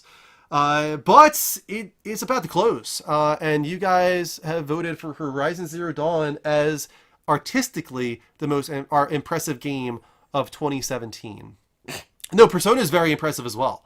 I absolutely think. I think it should have definitely been between Persona and Cuphead. I actually probably would have given it to Persona more than Cuphead. Let me pause this for a sec here because I'm a little taken aback here, so I'm a little behind. But congratulations to Horizon Zero Dawn for winning that one there. A little surprised. Actually, very surprised, I should say. I thought Cuphead had that in the bag. in the bag. But moving on, let's do another round for Game of the Year. And the nominees are Call of Duty, World War II, Cuphead, Horizon Zero Dawn, Nier Automata, What Remains of Edith Finch, and Yakuza 0. All right, once again, these are going to get more and more difficult because as you get towards like the middle seeds, they're all kind of in close contention, you know. Yeah. So this one is a lot more difficult in my opinion. What do you guys think? Is there any ones that stick out as the clear winner in this group of 6? This is weird. Like, I guess Cuphead. Cuphead for you more than Horizon Zero Dawn? Yeah. Yeah. Ooh, man. I'm tempted to go with Cuphead too. I'm tempted to go with What Remains of Edith Finch. In all honesty, I really like that game a lot. It was very unique. Left a large impression. Call of Duty World War II is getting far more votes than I thought it ever would have. And I heard it was don't very know good. What's going on in life right now? Because I think it's good, but out of Horizon Zero Dawn, Edith Finch, Yakuza 0 as the best game of the year. Yeah, you know, I don't. It surprises us every year, but you know, and then our opinion is not Nier law. Automata. Oh, it's absolutely not. But that's why I don't get it. Yeah, right now it looks like Horizon is in the lead, though, right? Yeah, Horizon is in the lead right now, which I thought probably would win. I think, in all honesty, I would personally, and I know this is not going to be what most people vote for, but I would give it to What Remains of Edith Finch. I thought that game was very, very unique and spectacular. So that's my vote. Out of what I've played on this list, or seen a vast majority of played on this list, I would go with Cuphead. Okay. But that's just because I don't have enough experience with it. I didn't watch your Edith Finch stream because I want to play it myself at some point. Definitely should. So I don't want to ruin that for myself. And Yakuza 0 is nothing I've ever gotten into, but I know people love it. Nier Automata, I really want to get into at some point. I just haven't had a chance to. But Same here. Because of that, I haven't been able. I can't weigh in on it. I don't know. Horizon Zero Dawn, I think is. Thanks, Johnny. Vote for. Jesus. For Edith, he voted for me. Not that it affected anything. No. Yeah. What about you, Kelly? I don't think you said what you were voting for here. I voted for Cuphead just Yeah. because, again, for the millionth time, it's unique. I think it's interesting. I think it could open up kind of a different genre that we haven't seen before. At least like a different artistic style, becoming more commonplace. You know. I think people are just gonna. It's a simple game. It's not at all what I thought it was gonna be. It's just defeating bosses over and over and over again. That's it. That's the entire game. And For the most part, yeah, it does have its run and gun levels here and there. It was originally supposed to be all boss battles, and they added in the run and gun later on. The run and gun is a nice break, but Yeah, it is. I think it's a very good game. It is. You're right. It 100% is, and I think it definitely deserves to be on the list. Horizon Zero Dawn did win the vote from the viewers. I'm okay with this. Yeah, I'm 100% okay with that. I thought that would probably be something that went on to the final round. So far, what do we have? We've got Horizon Zero Dawn, Super Mario Odyssey, and Legend of Zelda in the final round. Those are exactly what I thought would go forward so far. But again, for me, I got to give a big shout out to What Remains of Edith Finch. Not a game for everyone, that's for sure, but one that really spoke to me. All right, moving on. Congratulations one more time to Horizon Zero Dawn for winning Game of the Year on round 3. We'll head on to the final round to contend Best graphics, with technical. Zelda and Mario. But now we And got the Best nominees Graphics are Technical. Assassin's Creed Origins, Call of Duty World War II, Horizon Zero Dawn, Star Wars Battlefront 2, and Uncharted The Lost Legacy. All right. So again, guys, technical is something that is like visually impressive from that technical standpoint. Kelly. Of being, like what's on the list really? Like No, Assassin's Kelly. Creed, Horizon Zero Dawn. Get out of here with that. Even Call of Duty's on there, right? Yeah. Call of Duty's on there. Star Wars Battlefront. Like these are games that look very realistic. Like Cuphead needs a nod on here because technically it was very hard to draw in all their. I'm sure there was a technical feat involved there. I will Yeah. admit, I'm sure there was. I don't think it's on the level of something like Battlefront 2. These are games that need huge teams in order to accomplish a feat In my like opinion, that. I think Star Wars is the best looking game that's come out this generation. I don't disagree. I think Star Wars definitely deserves a lot of votes here. I'm not surprised Horizon is getting most of them right now. For an open world game, Horizon is the best I think I've ever seen, especially on PS4 Pro. I can get It's behind that. unbelievable how great that game looks for an But I open think world as far title. as technical for a closed set thing, if you go into like I've seen, I looked at the dev diary for it at one point, and then watching matches, especially people that play on PC. My God, Star Wars looks far better than I ever could have guessed it would. Yeah, I think technical in that category, you do have to consider the genre that it's in, though, because it is a technical feat to deliver the graphics of Horizon Zero Dawn in an open world title. That if that were a linear game like an Uncharted, it wouldn't be quite as impressive. Yeah, I You can know, get that. it definitely needs to be taken into consideration, in my opinion. Are you guys voting for Horizon, Kelly, Joe? I voted for Horizon. I voted for Assassin's Creed Origins because it is course you so would. goddamn beautiful. I It just take is. screenshot after screenshot after screenshot. And Horizon was pretty, but I think, like, if I'm really looking at it, what tricked me is that it's warm. They put a lot of warm colors in there, a lot of oranges and pinks, and that makes it look like, oh, it's a sunset. But I remembering back, like the details on like the bushes and the grass was kind of more basic than I was expecting. Whereas on the on Assassin's Creed, it's harder to see that repeat pattern. You know, when there's a lot of grass, Yeah. you can see repeat patterns. I saw those all the time in Horizon Zero Dawn, and I didn't see them a whole ton in Origins. So I think one thing about Horizon, though, is those beasts, the dinosaurs. I are very can't impressive, yeah. imagine how difficult it was to model and animate those dinosaurs. All of the moving parts involved in the robotics of something like that. It's very, very impressive. So that's why I think Horizon Zero Dawn deserves it here, and the viewers do as well. So congratulations once again, another award for Horizon Zero Dawn for Best Graphics Technical. Oh, we got to fast forward a little bit. We're a little behind here. Uncharted. There we go. Moving on. Game of the Year, Round 4. And the nominees are Assassin's Creed, Origins, Hellblade, Senua's Sacrifice, Persona 5, Resident Evil 7, Uncharted, The Lost Legacy, and Wolfenstein 2, The New Colossus. This is really tough one in my opinion. Really, I think this is clear for me. Yeah. I think it's Persona 5. I don't know, man. That's tough. I love I Persona don't think 5. it's gonna win. I think it's Persona 5. What do you guys think? I'm not ready to say. Although nobody. Okay, there we go. I was gonna say no one's voting for it, so I know what I voted for, and I know it's not going to win, so that's okay. What, Assassin's Creed Origins? Hell yeah, I did. Yeah. Yeah. No, that's fine. It's a good game. Yeah, it's very Don't good. mistake that. I think the problem is that in comparison to some of the other ones on the list, like Wolfenstein and Hellblade and Persona, it's not going to hold up because it's good, but the beginning drags a little bit, and parts of it The get beginning very was cliche. very slow, but I think I'm giving Assassin's Creed maybe more credit than it deserves, just because it rekindled my love for the series and made me want to go back and replay everything. So I think maybe it's just a little hyped up in my head, but I still fucking That's why love it. our votes are a little bit different, because that's what we'll get behind as well.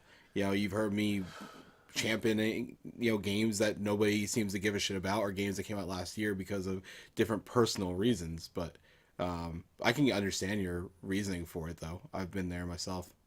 Johnny, we'll get best loot box in next year's Level Uppies for you. Not this year. Persona 5 is got a pretty dominant lead right now. Of the ones on the list, the ones that I played are Persona 5, Resident Evil 7, Uncharted, and Hellblade. I need to go into Resident Evil 7. Resident Evil 7 was really, really good. I might try that in VR tomorrow. Uncharted The Lost Legacy was really, really good. I did not expect it to be so good, honestly. I get it, though. Persona 5 makes sense. It's the best JRPG of this year, probably this past year. Yeah, I think Persona 5 is the rightful winner here. Well, we all agree. I know you, Kelly, are going with Assassin's Creed. What about you, Joe? Did you have a choice here? I actually voted for RE7. RE7? I can get that. Yeah, I can get that. You didn't play Persona, right? No, but it's like being delivered to my house this week, finally. Oh, nice. You're going to play it. Yeah. Nice. That's very... Are you really into, like, really Japanese RPGs? Oh, yeah, for sure. You I mean, are. like, it's been a while since I've really, like, sunk my teeth into one, but I'm finally get into it. Like, I also still have still in the freaking plastic wrap, believe it or not. Ni no Kuni, so good. Oh my Yeah, god. I can't wait till that game comes out this year. I know. I feel like I'm not going to have time for it, though. Nope, you are not. So it's a bummer. But anyway, congratulations to Persona 5. Moving on to the final round against some heavy hitters, for sure. Most anticipated. Let's pause and let that poll come to an end. We got 2 left, guys. Well, actually, kind of 2. We also have the genre awards to go through in a moment. But we have most anticipated and then the final game of the year. But we'll do genre awards in the middle of that. The poll has ended. Yes, it has. Okay. Moving on. Let's keep going here. And the nominees are Days Gone, Detroit, Become Human, Become Human, God of War, God, if war. Red Dead Redemption 2, and Spider-Man. And Spider-Man. Spider-Man. I can't choose. There's some things that are not on this list. Nobody said Kingdom Hearts 3 on Discord. Something that is currently confirmed for this year. So I was very surprised nobody said Kingdom Hearts 3. I think the problem is on people Discord. don't think it's coming this year. Maybe not, but they did say. That's like, but there's I people get voting that. for The Last of Us Part 2, something that's not said to be coming this Yeah, year and why- definitely isn't coming this year. Yeah, I don't understand why that was even a It thing. actually was supposed to be on the poll, and I said no, I'm not putting it on Thank there you. because I'm it's glad not that it's you not changed that. confirmed to be this year. And it isn't going to come this year. No, probably There's not. no way in hell that's coming this year. I'm going to eat my words maybe, but I'm saying it right now. There's no way in hell that's coming this year. Slap bet. Slap. I already have a slap bet going with Ginkgo Swag. We did a Yeah, slap you bet missed that. on Discord. I said that it will not come out until the fall of 2019. If it comes out any earlier than that, I lose a slap bet. Mm-hmm. I can't pick between Detroit and Spider-Man. For me, I think it's Spider-Man. I'm actually really looking forward to Detroit. Oh, we didn't cover the news about the Detroit's about Quantic Dream's tweet. I think we never put that in there. About someone tweeted at Quantic Dreams saying, something about you guys said it was going to be a spring release. What's your update on this? And they said nothing's changed. You'll hear from us when we need to. So spring. Well, it's not really of this news year. then, is it? Because it's not, and nothing's changed. But, Still like, coming out that's in the spring. What's crazy to me is that It stays. I get right. It stays. No, but I don't think anybody expected. You expected to come out in spring still. I thought maybe it wanted just because they would want to keep clear of God of War, which is my most anticipated game on this list. Mm-hmm. Especially since it's the closest, I believe, as far as we know. Red Dead Redemption could surprise us and drop in like a month or two, but God of War comes out April 20th, so I would have to go with that. I'm gonna go with Spider-Man. I'm really excited for God of War for the first time in ever, and I know I'm gonna thoroughly enjoy it. It's tied right now, guys. I'm also really looking forward to Red Dead Redemption 2, and that game is going to consume my life for a while, I think. But Spider-Man just looks so fun, and I want to have so much faith that they're going to give it the treatment that Spider-Man has always deserved. It's gonna be a tie. It's gonna be a tie. No. I'm excited for Spider-Man. Wow, at the very last second, boy. Johnny Wow. changed it. Johnny has been the final deciding vote, it looks like. Is it going to be? I think we got 10 seconds left. No, 0. That's it. No, it's 10 seconds. Oh, shoot. Nice. It's very close to over. What's it going to be? Kelly coming in as well. And the winner, according to you guys. No, oh my God. Fuck? It's going to be a tie. It's a tie. It's a tie. Red Dead Redemption 2 and Spider-Man have tied. You guys couldn't make the decision. Oh my God. You guys could not make the decision. Rick is going to be so upset. Some bitch. He's so happy right now. Wow. That was close. That was real close. Too late. Two juggernauts, though, for sure. Red Dead is very close. It's just, I don't know when Red Dead is coming, so it makes it harder for me to be as excited. Like, I know when God of War will be in my hands. I'm going to play the shit out of that. Yeah. Oh, God, Red Dead, everybody knows. Red Dead is one of my favorite games of that generation. It was a masterpiece. All right. Most anticipated game of 2018 has been decided by you guys, and it is Spider-Man and Red Dead Redemption. So I now have to go to our polls. Mr. Speederman. Mr. Speederman. Phil Speederman. We pause this. We're going to go over to pin poll, and we're going to find out what you guys voted as the genre awards. You getting tired there, Mikey? No, why? Once he said that, I like the slogan. I love polls. I love polls. All right. Had 131 votes total throughout all these. Wow, that's a lot more than I thought that we were going to get. That is an insane amount of votes. I appreciate that, guys. Thank you. Good job, guys. So, best fighting game of 2017 has been decided. It was between. Let me go here. It was between. Why am I doing fighting game first? It was ARMS. It was between ARMS, Injustice 2, Marvel vs. Capcom Infinite, Nidhogg 2, Tekken 7, or Pokken Tournament. Pokken. And it was a huge defeat by Injustice 2 with 90% of the vote. Mind you, that's 19 people that voted for that. So yes, that's awesome.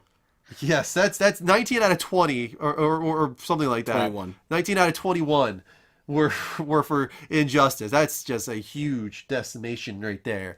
After that, we got Best Sports/Racing Game. And the nominees were FIFA 18, Forza Motorsport 7, Gran Turismo Sport, NBA 2K18, Pro Evolution Soccer 2018, and Project Cars 2. The winner, with 30% of the vote approximately, is Gran Turismo Sports. I'm actually a little surprised about that. A little surprised. A little bit of an upset there, I have to say, I think. Yeah, I know a lot of people... Well, you know what? NBA 2K18 suffered from their loot box issues. Uh-huh. So I know that hurt them a lot.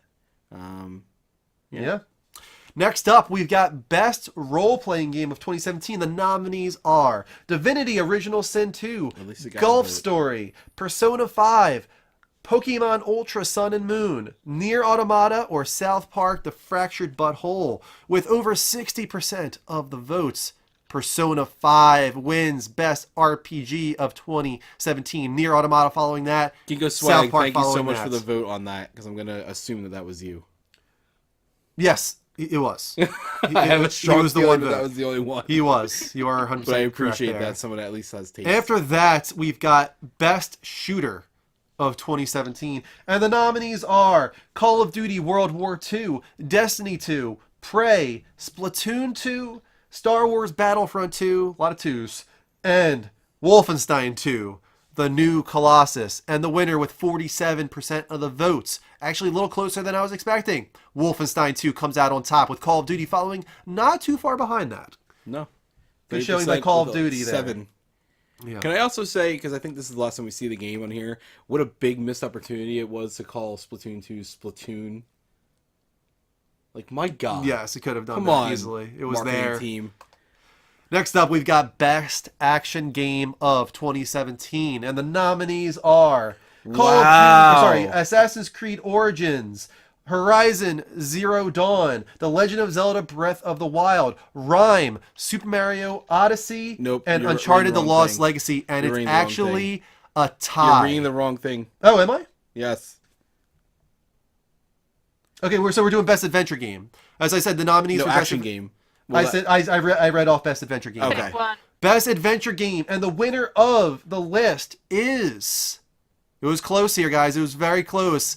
Oh, man. Oh, man, Joe, you might be upset here. Your vote went to the wrong game, and for that reason...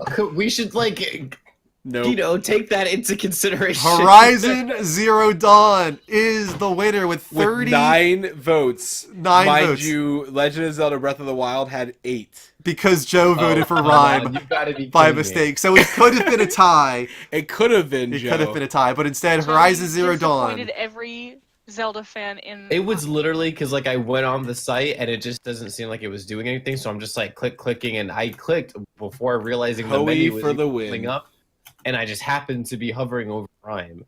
Yep. Well, Horizon Zero Dawn, best adventure game, best shooter was Wolfenstein. Well, And that's what I finally, thought, but then I thought maybe I misheard. This is crazy. the last category is best action game, and the nominees are Cuphead, Hellblade: Senua's Sacrifice, Middle Earth: Shadow of War, Neo, Yakuza 0, or Resident Evil 7. And you might be very surprised to hear, everybody, that it is a tie, and between two games that were kind of underdogs, in my opinion, Cuphead and Hellblade: Senua's Sacrifice tied with 7 votes for best action game of 2017. How did that happen? I don't know. I don't get it. I think it's more so because people like the game. I'm happy with it. Hellblade I'm would have sure been you my are. choice. Really? For action game? Yeah, for sure. Yeah, definitely would have been my choice. So, interesting results there from you guys. Voted on the levelupnetwork.com/leveluppies. Good job this year, guys. We'll take part. We got 20 votes or more on each of those polls. Joey, I which is a appreciate solid your showing. input on making that one selection very entertaining. I was typing and I missed the winner. Who's the winner? The winner was both Hellblade: Senua's Sacrifice and Cuphead. Neato. Mr. Speederman. And I now voted for Cuphead. So I've got to create Game of the Year final round myself because it has been determined. And I was actually going to preset this with the games that were chosen because I was so sure that it was going to be all of those. So let me do this in alphabetical order here. Let's see here. Horizon Zero Dawn, I think, would be first, right? What was the last Yep, one? Horizon Zero Dawn, then The Legend of Zelda, Breath of the Wild. And then Persona, and then Super Mario. I don't know if I'm typing that right. Tell me if I am. Super Mario... No, Persona 5. Persona. Persona 5. Good. And Super Mario Odyssey. Mr. Mario. We'll give this 3 minutes like the other ones. I think that should be enough time for you guys to vote on this. Let's let Mubot at least not, announce it, though, so that she feels special and useful. Game of the Year, final round. And here are the nominees, as chosen by you. The nominees for Game of the Year final round are Horizon Zero Dawn, The Legend of Zelda Breath of the Wild, Persona 5, and Super Mario Odyssey. Mario. And you can tell by the videos that I chose that I guessed exactly what you guys would vote for. Like sheep. Like sheep you are. What happened with the poll there? All right, we're resetting it. The poll got messed up, guys. The poll got messed up. Stop! Collaborate and listen. We're going to stop it. We're going to reset votes, it. Though. It does, but something went wrong with it. All right, guys, we're going to reset we're going to do it one more time. It was only 15 seconds in, so we'll just do it again. We'll do it live. All right, let me make sure we reset the poll so it actually does it right. All right, let's try this again. Let's see if all 4 show up this time. Come on. 1, 2, 3, 4. There we go. All right, and it is live, guys. Horizon Zero Dawn, The Legend of Zelda, Breath of the Wild, Persona 5, and Super Mario Odyssey. What are you doing?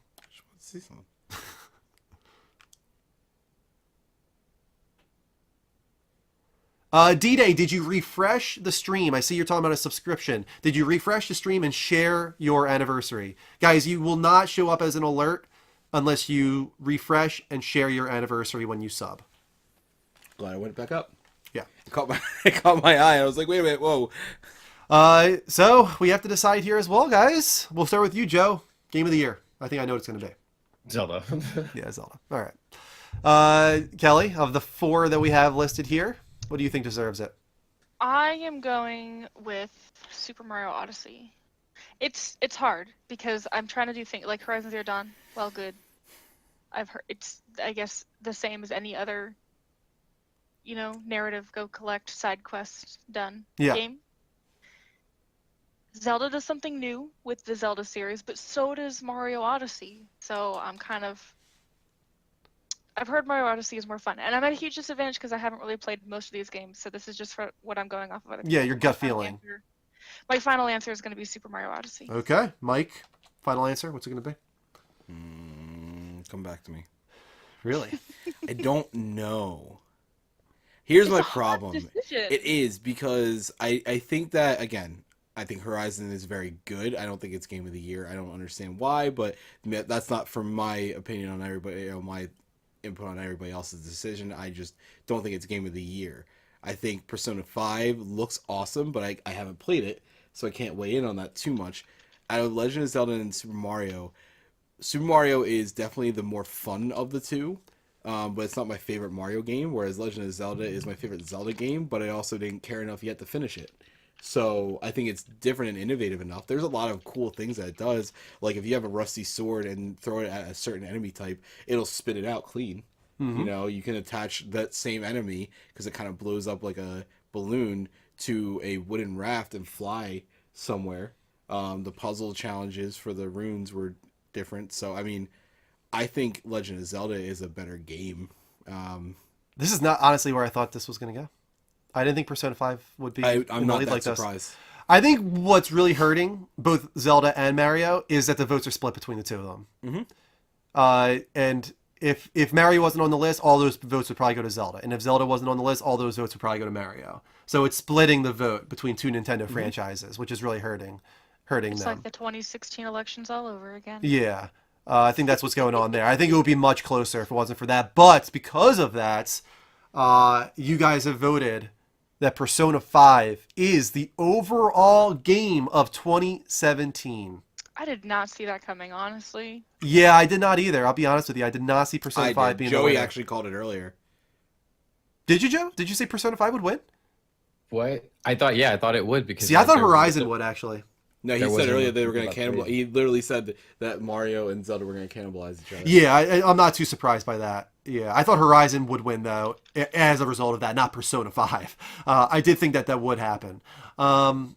This is tough. For me, it's between Super Mario Odyssey and Persona 5. Man, did you decide yet? My personal choice is Mario. I think Zelda's a better game, but I had so much fun with Mario. I feel like people are going to be very disappointed if I don't choose Persona 5, but I think the streaming aspect of it has made it too long in the tooth and hurt the experience as a result. Sometimes I'll go 4 streams in a row without anything but dialogue that I'm reading off. Yeah. And it's just it's moving too slow as a result. So I think because of the fast pace nature of Super Mario Odyssey and the constant feeling of reward from there being so many moons, I think that feeling that it gave trumps Persona 5, and I've got to give my game of the year to Super Mario Odyssey. So 2-0 to Mario Odyssey. Yeah, Mario Odyssey is my winner. You forgot Porn Stash Andrew. We're gonna be doing Porn Stash Andrew. Don't we have a lip sync challenge still to do? No. Oh, that's why I didn't do it. We were gonna save it for the lip sync challenge, but we already did it early. Do we have to do any wheel spins? We don't have any? No. Oh, we do. We have D-Day. Oh, D-Days. Maybe something will happen there that would allow us to do there you go. To do something. Let's see. But that is a level uppies, guys. And the winner of Game of the Year for you guys, the viewers, is Persona 5. For us, it is Zelda for Joey, and 3 votes for Mario. Which means that officially for the level up. Yeah, crew, technically our vote Mario is technically Mario. If we go with the primary votes, but I'm very surprised. Very surprised. So it's I'm not surprised by anything anymore. It was nice knowing you all. I think I'm done with everyone. I'm just gonna go. Oh, Howie, don't go. And we never saw Joey again. That's it. Oh, poor JoJo. You took it better than I thought you would. You took it better than I thought you would. I really expected it. Yeah, like after every time we've talked about it, there just wasn't enough people that really dove into it. Because, like I said, you don't get the most out of it until you sit down and throw 90 hours into it and realize it. Yeah, for sure. Well, guys, thank you so much for all the votes. Thank you for taking part in the genre awards as well on the levelupnetwork.com/leveluppies. That was really cool. It made it easy to knock those out in a couple minutes as opposed to 12 minutes or actually 18 minutes. So that was good. Saved a little bit of time there. And we were very close. It's 1:03. Not bad.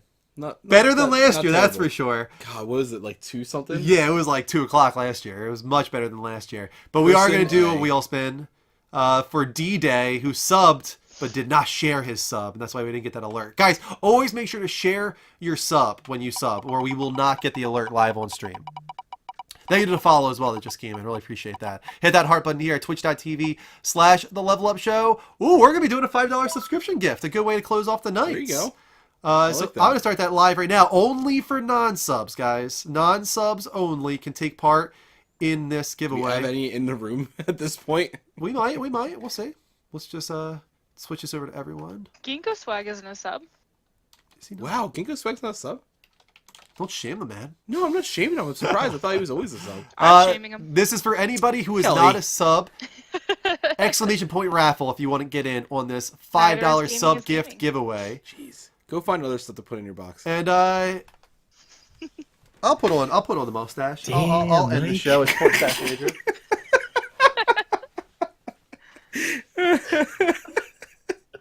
What happened? I got mad at Kelly for shaming Ginkgo and gaming is gaming, so I said, Kelly, just go find something else to put in your box. Wow. It's just going to be the ongoing joke now, I think. Yeah. Oh my god. Hoey and Kelly's box. Jesus. Oh my god, is that What a that's like great stream. that's like a demented children's book. Yeah, it's Level Uppies this year delivered on the memes. Oh my god. This thing's not going to stick. That's Oh shoot! I had a question and I lost it. All right. Neck guy, you're a sub. That guy. I'll just That guy, redraw. if you win, we're gonna excommunicate you. We'll just redraw if it community. happens. Yeah, the facial hair, the short facial hair actually causes problems. When it's longer facial hair, it actually works out fine. But the short facial hair, because it's tight, it keeps the adhesive away from something to grab onto. It's not working. Johnny, I'm not gonna even approach that. All right, I think it might have closed. Let's see. All right, guys. Hoey opens a box. All right, here we go. That sub gift giveaway. We got a $5 sub gift, and Oh my it has God. closed. And we got 5 people in this giveaway. You sound like Herbert the pervert. All right then, the winner. Oh wait, no, we got some time remaining. Hold on. We got 4, 3, 2, 1. You sound like Bob Ross's pedo brother. All right, and the winner. Wait, is it still going? Yes. How much time is 4, left? 3. Oh, there it is. 2, 1. I'm so glad you don't have glasses. I've got Good sunglasses choice. on. Makes it even more difficult. Yeah. Why is it still going? Oh, because there was a full minute. Still. Oh, there was still a full minute left. My God, this is the longest. We got 6 people now. 6 people in on the raffle. Guys, all you gotta do is type exclamation point raffle if you are not a sub, and you can get in on that $5 sub giveaway. Special sub giveaway.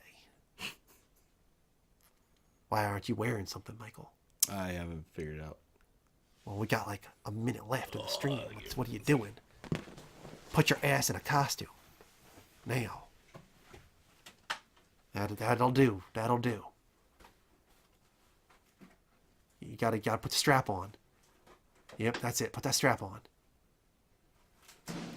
Oh, we just got a sub as well. We gotta do another wheel spin. It's not ending, guys. It's not ending.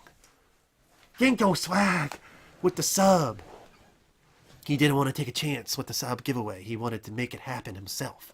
Thank you so much, Ginkgo, Zachary, for your sub. We are going to give you a wheel spin in just a moment. But right now, the winner of the $5 sub giveaway is... Gaming is Gaming. Was he not a sub?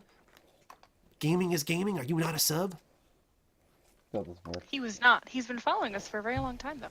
Alrighty then. Well, I'm going to gift him a subscription right now because that will give another wheel spin as well.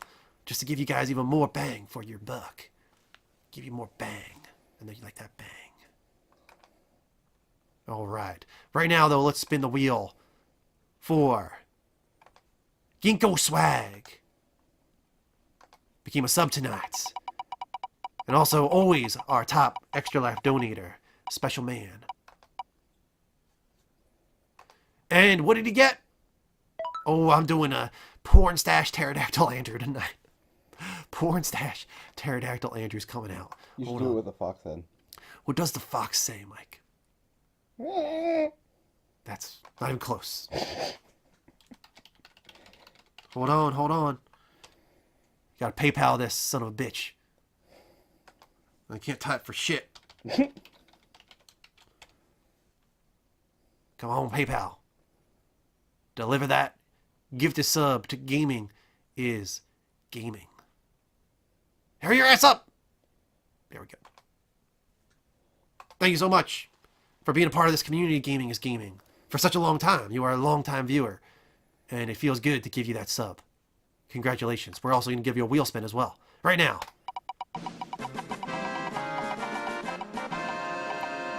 Gaming is gaming. This wheel is for you, and it is 10 XP to the entire room. Way to go, room. Way to go, room. Oh my god! What just happened? What's happening? We got a sub-train forming. A sub-train is forming. Balls deep in subs. Oh, balls deep. Choo-choo, motherfuckers. Choo-choo. Got a train going. Another spin. Another spin. This one goes to Turtle Power. We're like this close, guys. There's only 3 left to break the wheel. 25 XP to the entire room. I love that we can barely hear you, Mike. You're so much. Way to go, room. Oh my god, a tip. A tip just came in. $5. Just a tip from Bulldog Red. For Kelly's box. You just said just a tip, and that was for Kelly's box. Just a Way tip. to go, Andrew. Stuffing that in Kelly's box. Oh my god, Drew. Way to go. The porn stash is taking over. It's taking over. The spin again for Brad tipping that box. Oh, that son of a bitch, Brad. Give him bonus XP. But I'm not going to do that one. We're going to spin again because it's the end of the show. Bonus XP doesn't work. We're going to spin again. We're going to spin again for Bradley. Could it be the Vegemite? No, it's not going to be the Vegemite. Oh, damn it. It's not going to be the Vegemite this time. It's going to be a Bean Boozle. We're going to get that bean and shove it in our mouth. Mike, where's it at? All right, Mike. Is there any in here? Okay, not one word said about gonna get that bean and shove it in my mouth. Really? Gonna get that bean and shove it in my mouth. I gotta go grab the beans first. Hold on.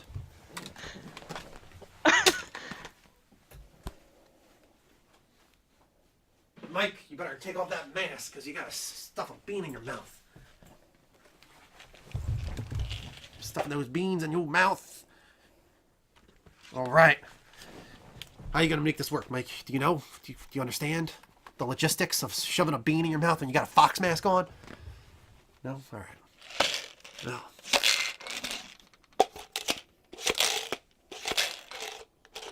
Oh, we do have that. I forgot all about it. Mikey, I'll allow you to choose. I hope you both get rotten milk. Well, that's mean, Kelly. We need to take Mean that like and shove it in the your beans. box. All right.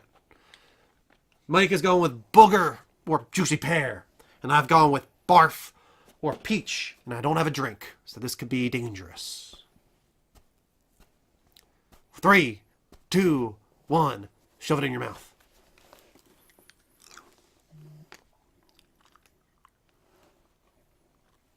Mike is cheating. That's not fair. Oh, that's son of a bitch. Sweet revenge. No. I need a drink. Son of a bitch.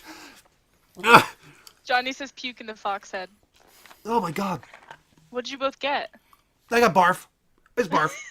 Barf in my Mike, mouth. what'd you get? Oh. I don't know. I think I got booger. Ugh. No. Does that even have a taste?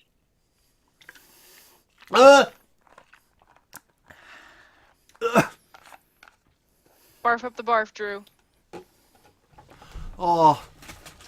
Oh my god. Alright. Alright. Oh, I swallowed it. I don't want, no. I don't want that either. You should do it anyway. Alright. It's a, big red flavored Oreo cookie.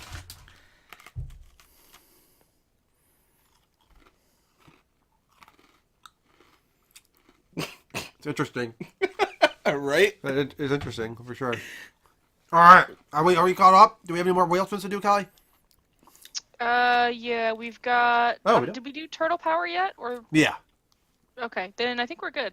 We're good! How many do we have left? Praise Jeebus. I think 1 or 2. No, I see the cogs turning. No, nobody. Thank you, though. Thank you so much for all the support, guys. We appreciate every single one of you. Poor Stash Andrew.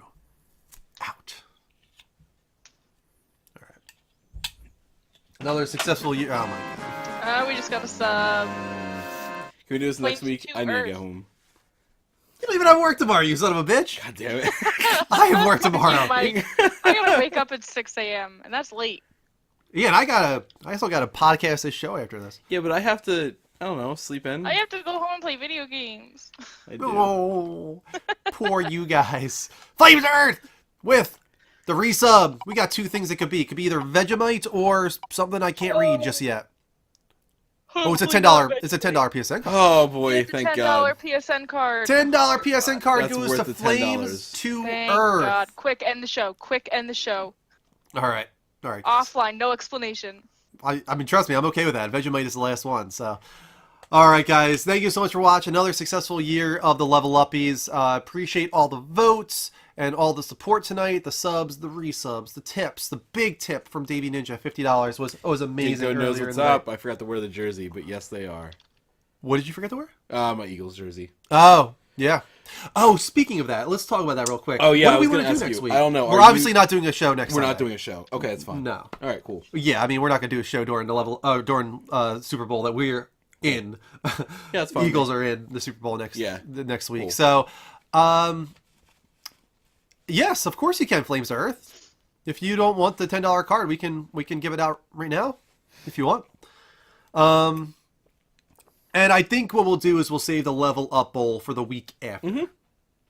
Because normally we would do Level Up Bowl on Saturday. But honestly, I feel like I don't want to waste a Level Up Bowl on a Saturday night that's not going to get as many viewers. Yeah, I'm okay with that. Yeah, I want to do Level Up Bowl on a Sunday when we Yeah, we'll get do the it the biggest following one. audience we possibly can. And I still haven't figured out yet what I want it to be this year. Like, we've done Best Video Game Character. We've done Best Video Game Villain. We've done Best Video Game of All Time. So we're going to have to figure out what we want the category to be this year for the Level Up Bowl. Yeah, I'll have to talk more about that Yeah, this week. we'll figure it out. We got have 2 weeks to 2 weeks figure to it do out. it, so. Yeah. So no show next Sunday, guys. I'll try and do something on Saturday just as like a sort of makeup stream of sorts, since we won't be doing something on Sunday. It won't be building the show, obviously. It'll be just like a video game stream or something like that. If I'm allowed. All right, guys. Let's do a raid. Let's figure out who we're going to raid here. I know Neens is alive. Let's do somebody we haven't I was done gonna before. say I like doing people that we haven't done. Yeah, spread the love, that Level Up love. Let's go back first to see who we're following. If somebody we're following hasn't been rated yet by us. All right. Also in the chat, I'm gonna look in a second. Let me know if you guys would want. I might stream tomorrow afternoon since I'll be home. So if you guys would like that, all right. let me know. Thank you for the Level Up. Moses is streaming here. For how many viewers? For 15. Who's Sham? ShamWow? Nah. Somebody wanted the Vegemites. Vegemite is yours. Balls deep, motherfuckers. Oh, Zelda Power used his alternate name. The son of a bitch. Oh my God. Thank Who's you. Zelda Power? Zelda Power is Turtle Power. God He has damn 2 it. names. Thank you so much. want Thank it. you so much. Really appreciate that. We're doing Vegemites. You know what? I want to diversify. I'm putting it on the fucking cookie. You're putting it on a cookie? That's not fair. Prepare to never eat cookies again. That's not fair. He's gonna hide. How is that not fair? Big Red will Cookies totally be hide the forever Vegemite. Tainted. All right. Well, what was I just? Oh, I was trying to find a stream to raid. Let's just go to a brand new one. Let's browse. What game are we gonna do tonight? I don't know. Do Sea of Thieves. Yeah, that's a good. I'm so mad I didn't get into the fucking beta. I signed up early and everything, and I didn't get my code. Let's keep going down to like 30. Wait, up. I don't want to do more than like 30. Oh, I didn't see that. What we're at. Yeah, it's too many viewers. We want to make a difference in this person's life. Let's find one that has a good name. This is Captain C. I don't fly solo unless this guy's wearing a captain hat and everything. Yeah. He's going all in. He's committing to the role. Yeah, we gotta check this guy out. Hold on. Oh, yeah, he's got a captain hat on. He's got a beard. I like him. Yeah. He looks like he looks like he's about to pilot DuckTales. And he's got 354 follows, so we can really make his night tonight, guys. He's got 30 viewers right now. Let's make this guy's night once we wrap up. I'm gonna copy that name. But right now, we've got to do some Vegemite for Zelda power. All right. Ugh. All right. You enjoy that. All right. All right. Oh my God. Let it end. Scott X Free. Thank you for the sub. Appreciate that so much. We are restarting the wheel. Oh my God, dude, that's so much. Yeah, I don't mess around, Mike. It doesn't matter if you try to quote unquote mess around. Fuck that. I got a big glob here. Big glob of brown nastiness. This one is for Zelda power. Vegemite it.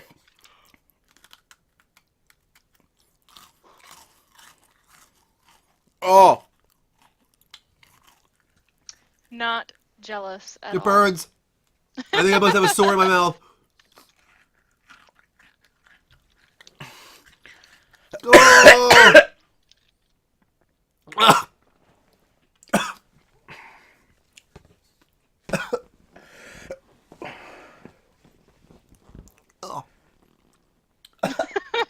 You guys are making some beautiful sounds. Ah!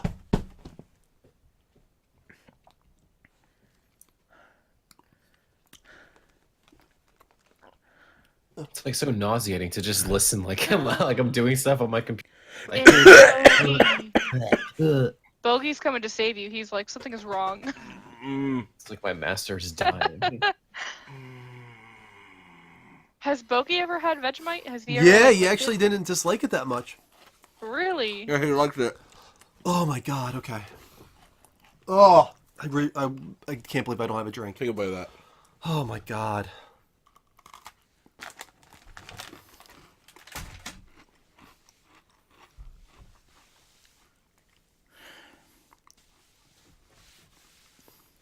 Oh.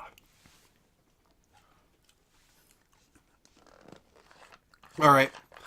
We have one more wheel spin to do? Yes. One more. The For wheel... Scott X Free. I actually had to spin it twice just because we didn't spin actually for the Vegemite. All right, this one is Vegemite. Dude, Level Up Bot has given nothing away like 8 times this stream. Really? Yeah, like every other one, if not more, is nope, never mind. Nope, there's nothing to give. I'll have to check the balance there. Maybe something got messed up in the numbers. I don't know. At one point, it was 3 times in a row. Oh, Hey, buddy. Level Up Bots. What are you doing? Actually, drop bot. Hey. All right, I'm not going to do Porn Stash Andrew because it's the end of the stream, so we'll spin again for I you. was going to say, save it for tomorrow. Yeah, I can You obviously start do your that stream tomorrow. with Yeah, tomorrow. but I'm not going to do that now for him. He deserves something. And oh, I got to do a pterodactyl too. Dude. I'll do a pterodactyl while being Bean Boozled. I'm okay with this. All right. I'll do yellow. I don't think I've done this one before. I don't even know what this is, but I'm going to do it. And I'm going to do it while being a pterodactyl. All right. Well, get away. Bogey wants the disgusting jelly beans. I believe this. All right. I got to put on my gold jacket. So I'm going to start eating this now so I can let the crickets. flavor soak in and destroy me. Chewing it. Oh, whoa, wait. Dude, oh my God. The face. Why are you not on camera right now? What? I'm not going to keep going, but whatever the hell it is. Oh my God. Why were you not on camera for that? Oh.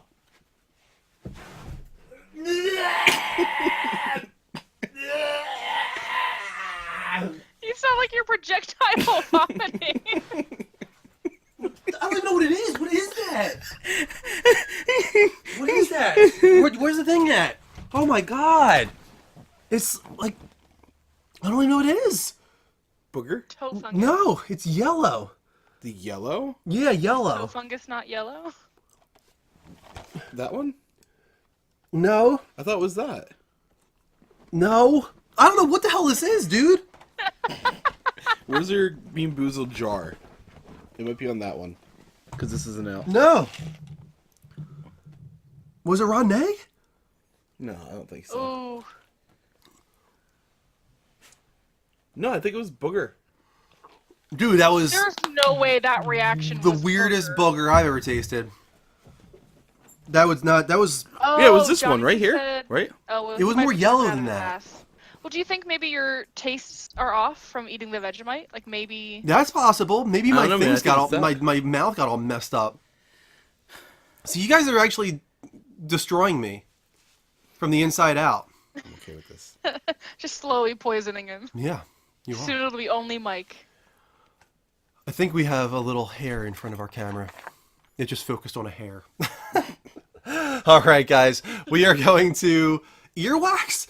Maybe, I don't know. I don't know what it was, but it was very nasty. That gold shirt though is awesome. Thank you. Gold jacket, green jacket. Who Thanks, gives a Danielle. shit?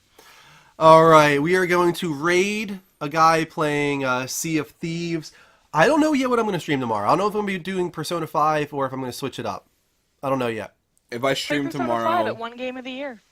if I stream tomorrow, That's it's true. gonna be Monster Hunter World, Okay, cool. Very cool. and then Tuesday, I'm not sure what I'm gonna do yet. Probably buttered popcorn. No, that wasn't buttered popcorn. I wouldn't have that much of a I'm problem telling you, I with think it's buttered booger. popcorn. I think it was booger. That was a nasty booger, man. That was a hell of a booger. Right. Guys, thank you so much for watching. We'll be on throughout the week with gaming talk shows and game streams. I just want to make sure one more time. We didn't miss anything, right, Kelly? We're good? It looks like we're all caught up. We are good. Thank you so much, guys. Until next time, take care. And as always, Go Eagles. go Eagles, please. We will not be here next week. Bye, guys.